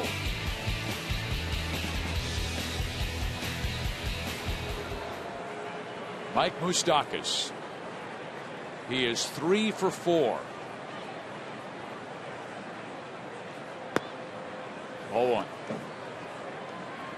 Mike has upped his average to 327. That still would be 4th in the American League. Going into the day, Miguel Cabrera, who's been on fire this month, hitting 344, passing Prince Fielder of Texas, who's at 341. There's a breaking pitch, missing low and in. Moose is locked in. He's waiting for that fastball. 2-0. He's got one coming. Chris Young setting the tone. Like all starting pitching has on this road trip. Everything revolves around it.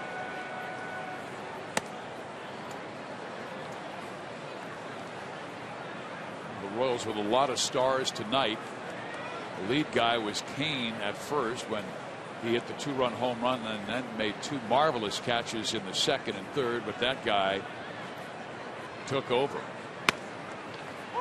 You know, Mike Moustakas is in such a great starting position to hit. He's comfortable. His hands are loose. He's relaxed. They're down.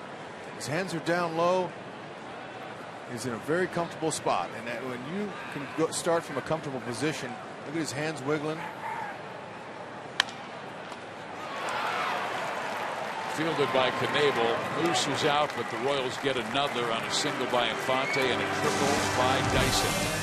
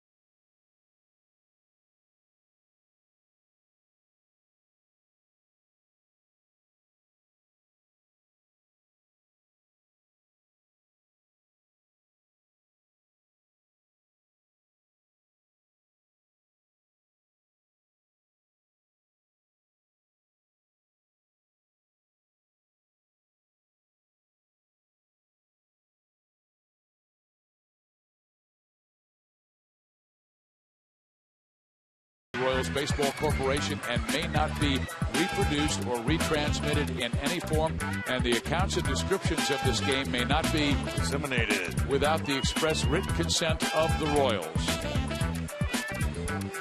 Good times here in Milwaukee. Kelvin Herrera comes out of the bullpen. KC won last night 8-5. They lead 7-0 here.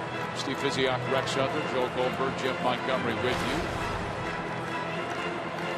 And if the Royals win this game, they'll have a 3.5 game lead. That will be a season high because Minnesota lost today, and so did Detroit. Chevy called to the bullpen, brings on Herrera. 24 strikeouts in 23 innings. Dyson takes over in center. Strike one.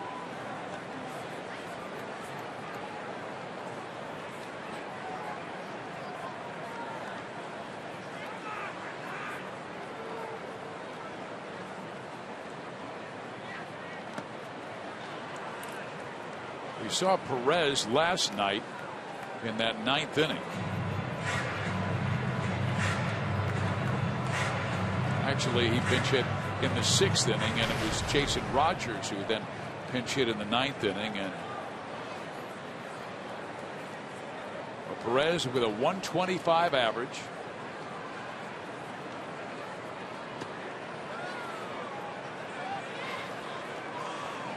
Herrera working at power fastball, changeup, slider. Looks like he threw one in this at bat here.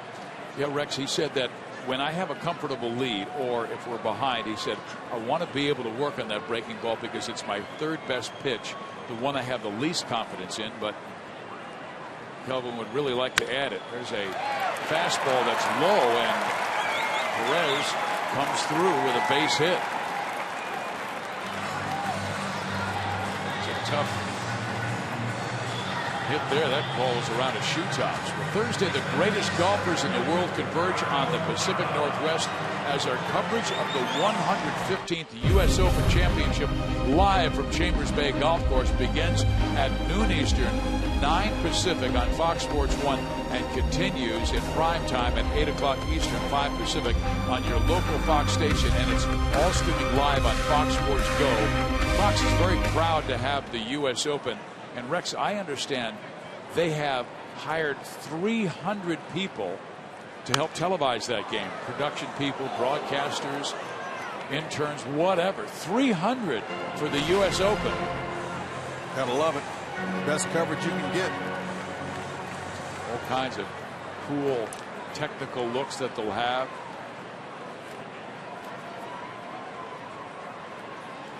There's the pitch. And I understand they have these cameras, Rex, that have a GPS in them. So where the ball is, you can track it to the bunker, to, let's say, water, to the hole. I mean, it's unbelievable what they have. Yeah, and you can watch it on Fox. Love it, watching it. Look, it's with all that technology, it makes it more interesting to watch.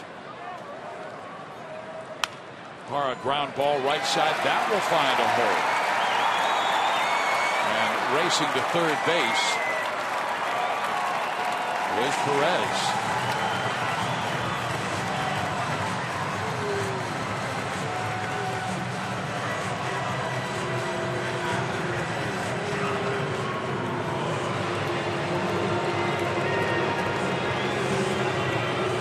So now it's the difficult part of the order. Milwaukee will show, and the Royals hoping this is the last time they have to face the meat of the order, meaning Lucroy, Braun, Lind, Ramirez.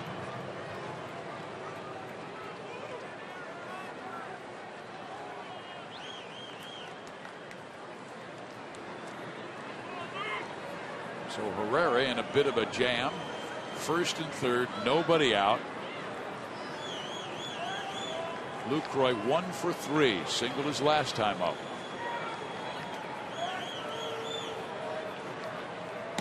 His best hit came in the 3rd inning when he slammed one to deep center field, and Kane made a terrific catch, leaping, smashing into the wall. Saved 2 runs. Yep.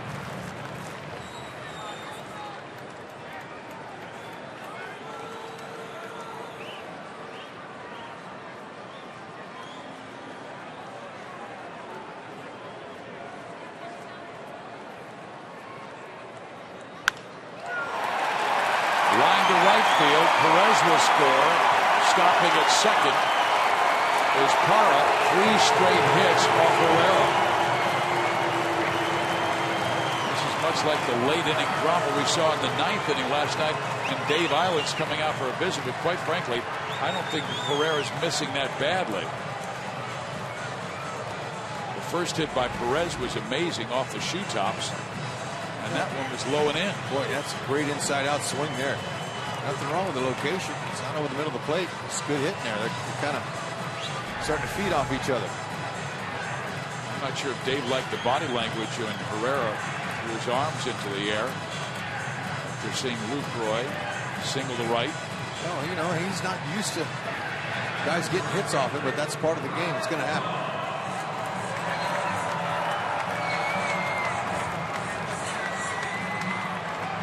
The Royals led by 5 last night,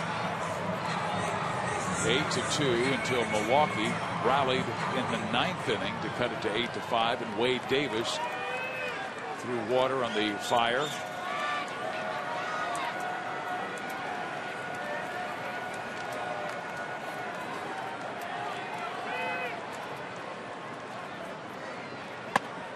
Ball 1. Braun 0 for 3. He's had a difficult time the last 2.5 weeks, batting right around .230 with 16 strikeouts in 16 games. Another fastball that misses low.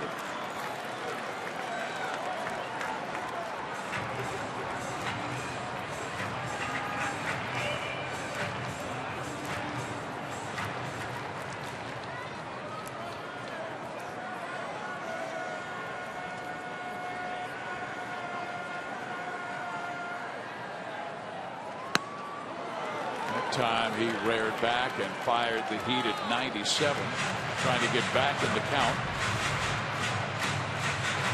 Even though you know it's coming, hard to square it up. Bernie the Brewer, he's up there at the top of that slide. Hopefully he just continues to stay there.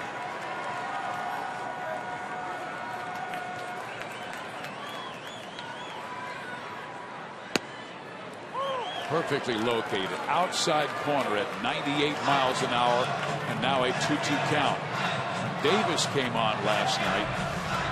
First man he faced was Braun, and he struck him out on a wicked fastball down. It was not a strike, but Braun, protecting the plate, tried to check his swing, did not, and that was the first of a very important 3 outs that Wade was able to get to nail down the save.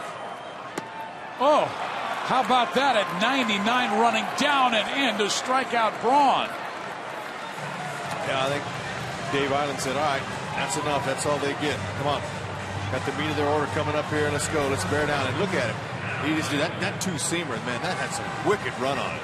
At 99? Yeah, that's crazy. That's not fair. Well, and that's really, really tough. I mean, it's not anybody's going to hit that.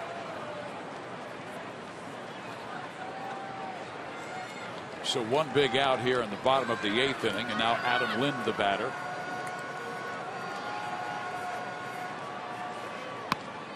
Strike 1.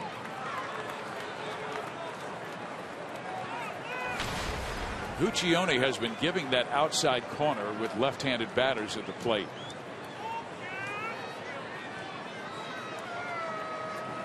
He may stay there because Lind, a pull hitter. Salvi wants it away and gets it away at 98. Whatever Dave told him, it's working.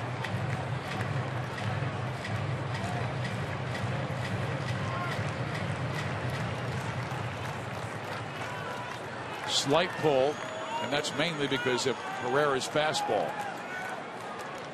Not many can pull that kind of heat, and they're staying away.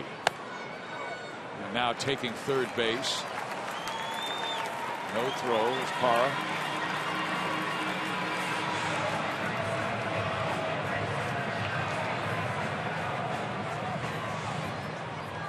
I'm wondering where the trail runner was. Oh, the trail runner, Lucroy, may have been taking a chance.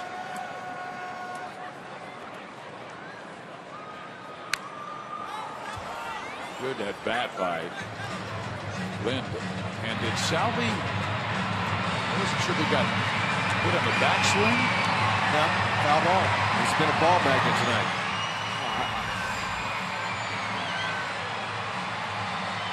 Oh, yeah, you're right. Left elbow. I was watching directly back here and did not see it glance off of his arm. Salvi can tolerate pain, believe it. Plays it off for the best of them.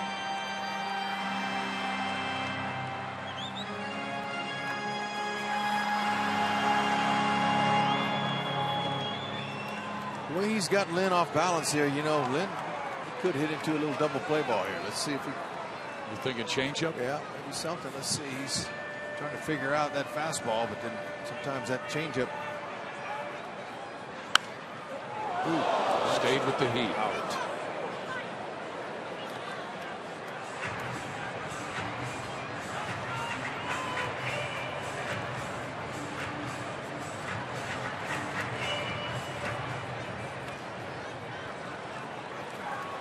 Way to wear it, young man. That was right there. Got me right there. Had no time to react. There it is. Came with the breaking ball. A 4, a 6, and a 3 double play. Could see it coming. Had him set up for a breaking pitch, and he got her done.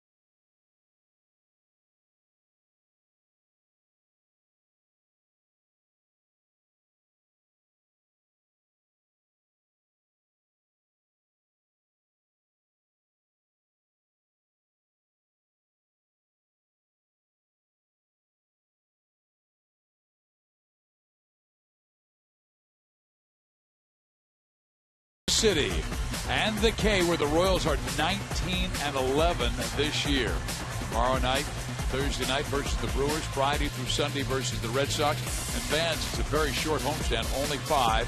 Plenty of seats available for tomorrow night and Thursday, not as many over the weekend, so call now to get your tickets. Royals fans smiling tonight with their club up 7-1. And we'll see a former Royal, Jeremy Jeffress, a 6-foot right-hander out of Halifax County, Virginia.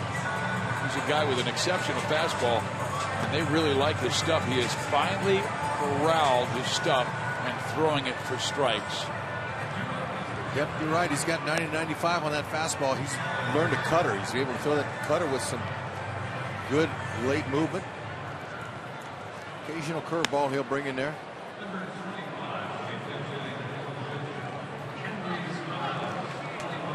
She loves them all. Why not? They're all all-stars. We will see her favorite Royal, Kendrys Morales, come to the plate. A clean Kendrys Morales, who is shaved.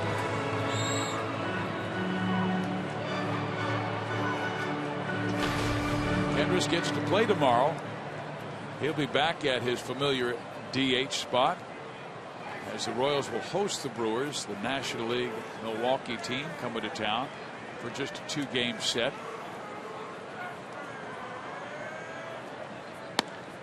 Breaking ball in there, strike one.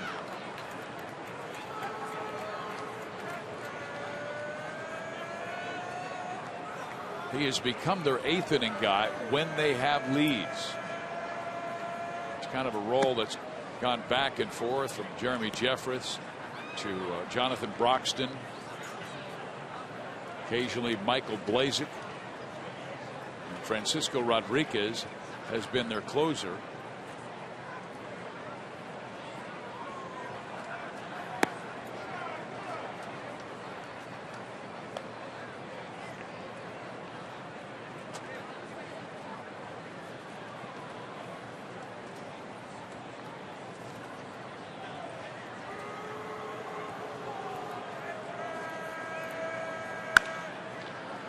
Sent sharply to the shortstop, who's playing on the second base side of second, and Morales is the first out of the 9th inning. The Royals with 7 runs on 15 hits tonight, and we're hoping it's the start of something good. 15 runs on 28 hits the last 2 nights, and Hochevar getting ready for the 9th.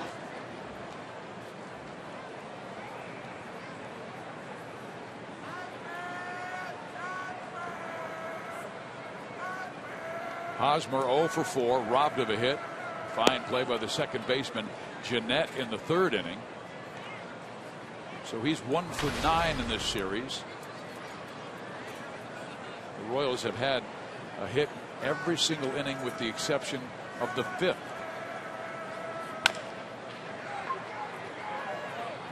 Segura has no chance, and I don't think he gets him. It's likely a base hit for Eric. Got to be a knock. Ramirez, he committed. All 9 starters have a hit now. Yeah, like it. Pass the love around. Topper, he'll take it. Hosmer, he knows on contact he's got a chance. Ramirez, I don't know what. Maybe he just couldn't bend over to get it. But once you commit like that, go ahead and take it all the way. Yeah, the Royals have really outclassed Milwaukee in every area of these first 2 games, and particularly defensively. Now, Milwaukee has made 20 more errors than Kansas City this year, but it's also the plays the Royals make that the opposition, in this case Milwaukee, does not make. 2 excellent catches by Lorenzo Cain, a dandy on a twirling play behind second base by Alcides Escobar, and then the shot off the glove of Young fielded by Infante.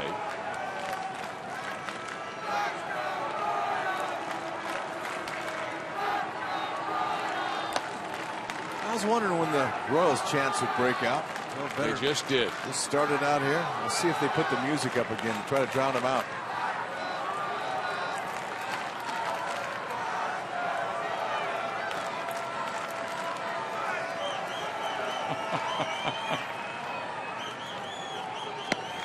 Salvi with a big rip on a 2-0 pitch. A fastball at 96 thrown by Jeremy. Perez whistled a single to center field in the 7th. The Royals with 2 in the 1st, 2 in the 4th, 1 in the 6th, 1 in the 7th, 1 in the 8th. 2-2. He almost fouled it off his foot again.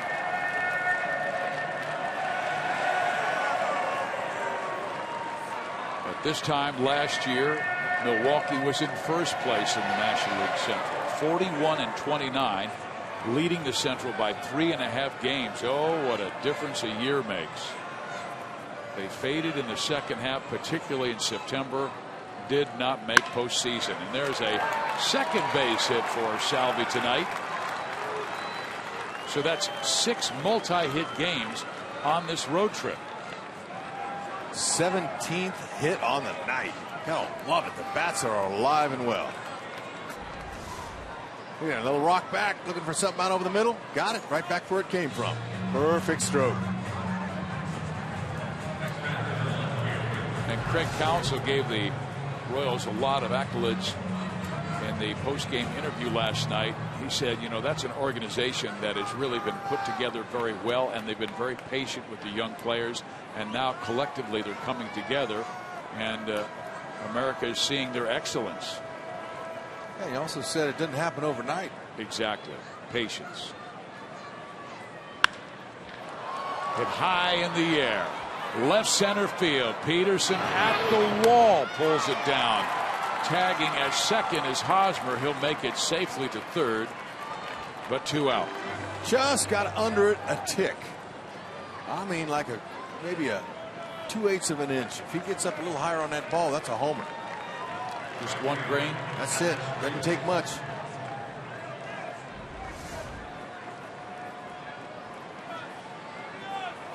Good extension. Nice and easy. That's a good fluid swing right there. Nice to see him going that way, that direction. Rios had 2 hits last night, 1 tonight.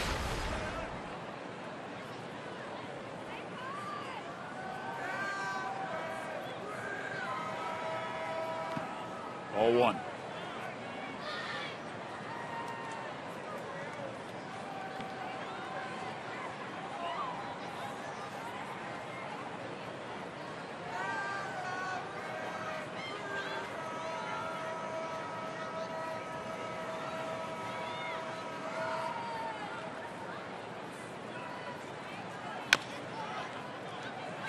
Last night the Royals had 5 players with 2 hits. Tonight Moose with 3 hits, Perez with 2, Gordon with 2, Infante with 3, Young with 2. Dyson had a pitch hit triple. Everybody joining the hit parade.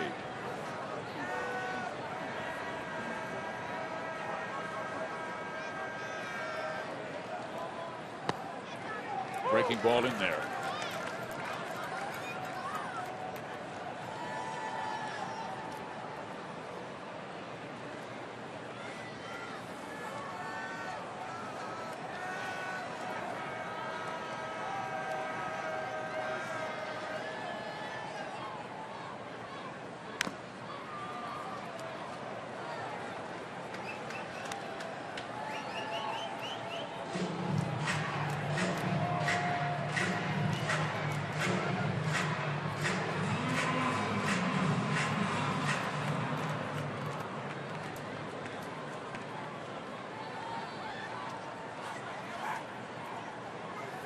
First and third, 2 out. And Rios knocks it foul. Goes past the Milwaukee dugout.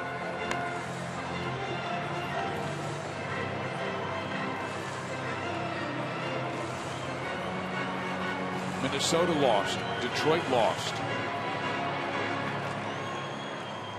The Royals, should they win this one, will lead the American League Central by 3.5.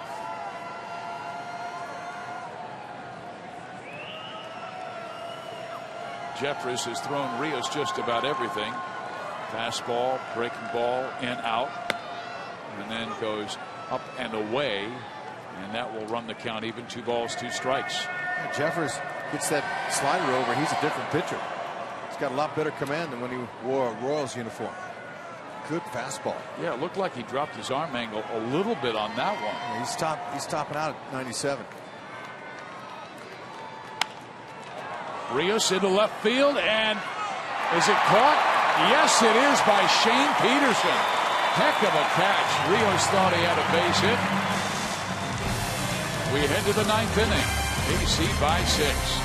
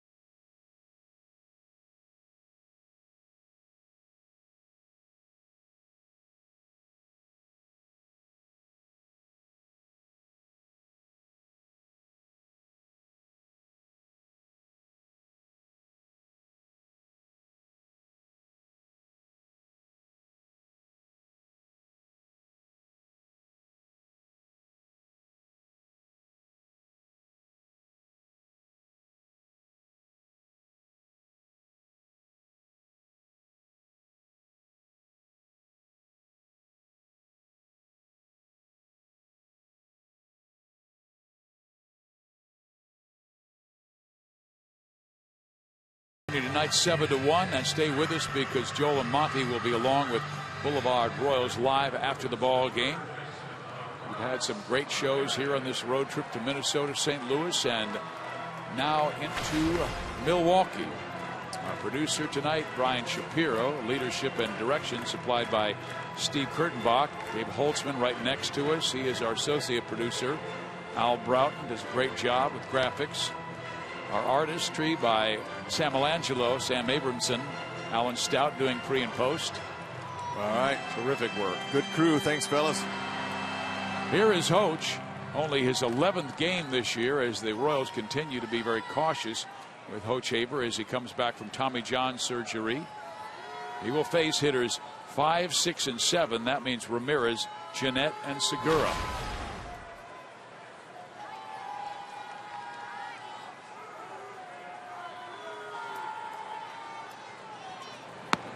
Strike one.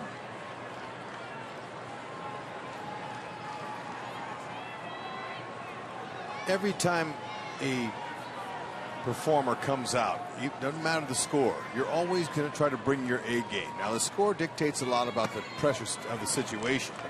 Hoach Haber is going to come out here and work on his pitches. He's going to work on his fastball, build some arm strength, and it's not about Luke now as much as it is about him in September. They want him to be fully ready to go in September to be able to handle pressure situations, but he's done a great job, and they have done a wonderful job with it. A little cutter there. Yeah, he's worked on 3 different pitches, first 3. He went with a fastball, went with the breaking ball, and then with the cutter.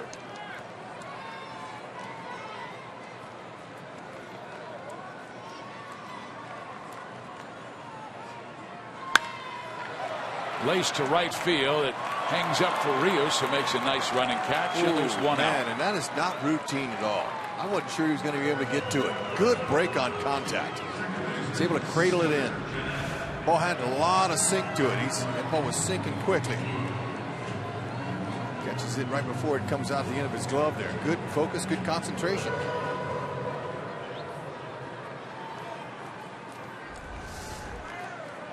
Rios, too bad he got robbed that last time up. He'd have taken that second hit. Uh-oh. That ball well struck deep to right and gone. Home run for Scooter Jeanette, his second of the year.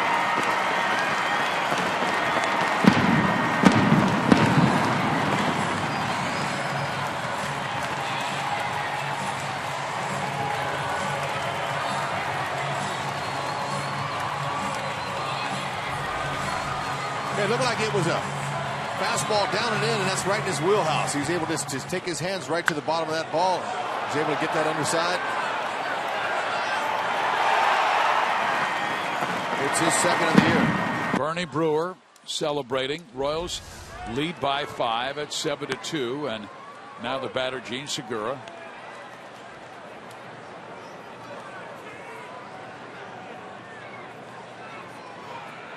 Segura 0 for 3 with 2 strikeouts. And now he is down 0-2. It's beauty there. Nice follow through on that breaking ball. I'm talking with the medical staff. They say coming back from Tommy John surgery, command is usually the last thing to come. It's another good spot there.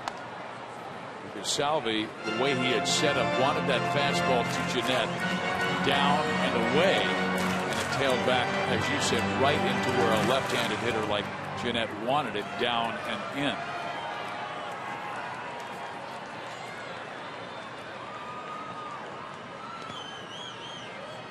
One ball, 2 strikes.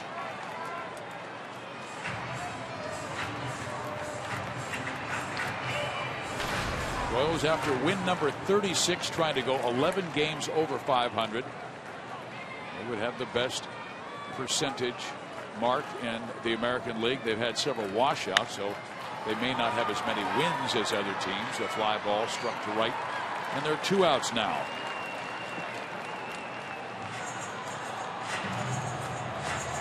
Tampa Bay has 1 more win than Kansas City. Houston has 2 more wins, but Houston also has 3 more losses than the Royals, and Tampa Bay has 4 more losses than KC. But the Royals at 36 and 25 would have a winning percentage of 59, which is the best in the AL.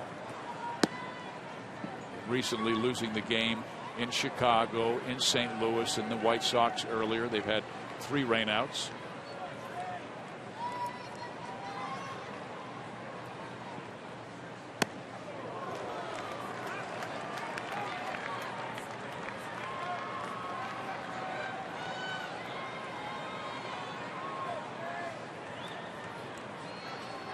Hochevar trying to finish him off.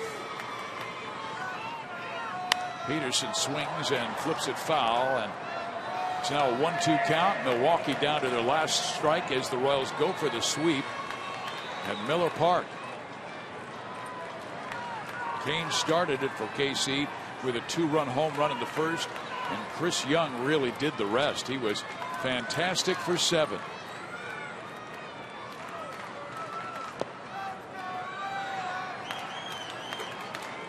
Starting pitching has been a beautiful thing. I'm telling you, they're getting it together. They're starting to compete against each other. Like to see it. Chris Young, only 5 hits, no runs, no walks.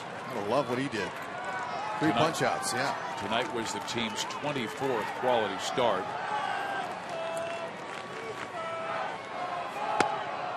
Missing inside. He has gone back-to-back cut fastballs.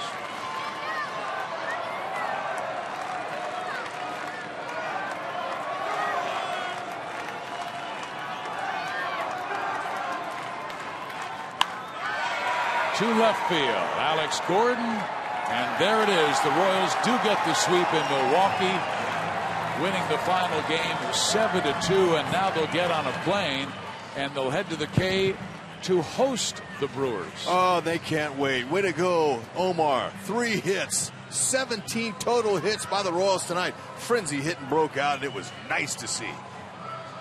What a performance by Chris Young, who is our player of the game. He throws 7 shutout innings, and then he has as many RBIs as he has strikeouts, 3. First 2 hits by Royals pitcher, and they were beauties. Man, that little chopper with the infield in scored 2, and then that clean knock to right field. Oh, man, Young. He was driving the Royals bus, no doubt about it. Royals with a lot of players contributing tonight with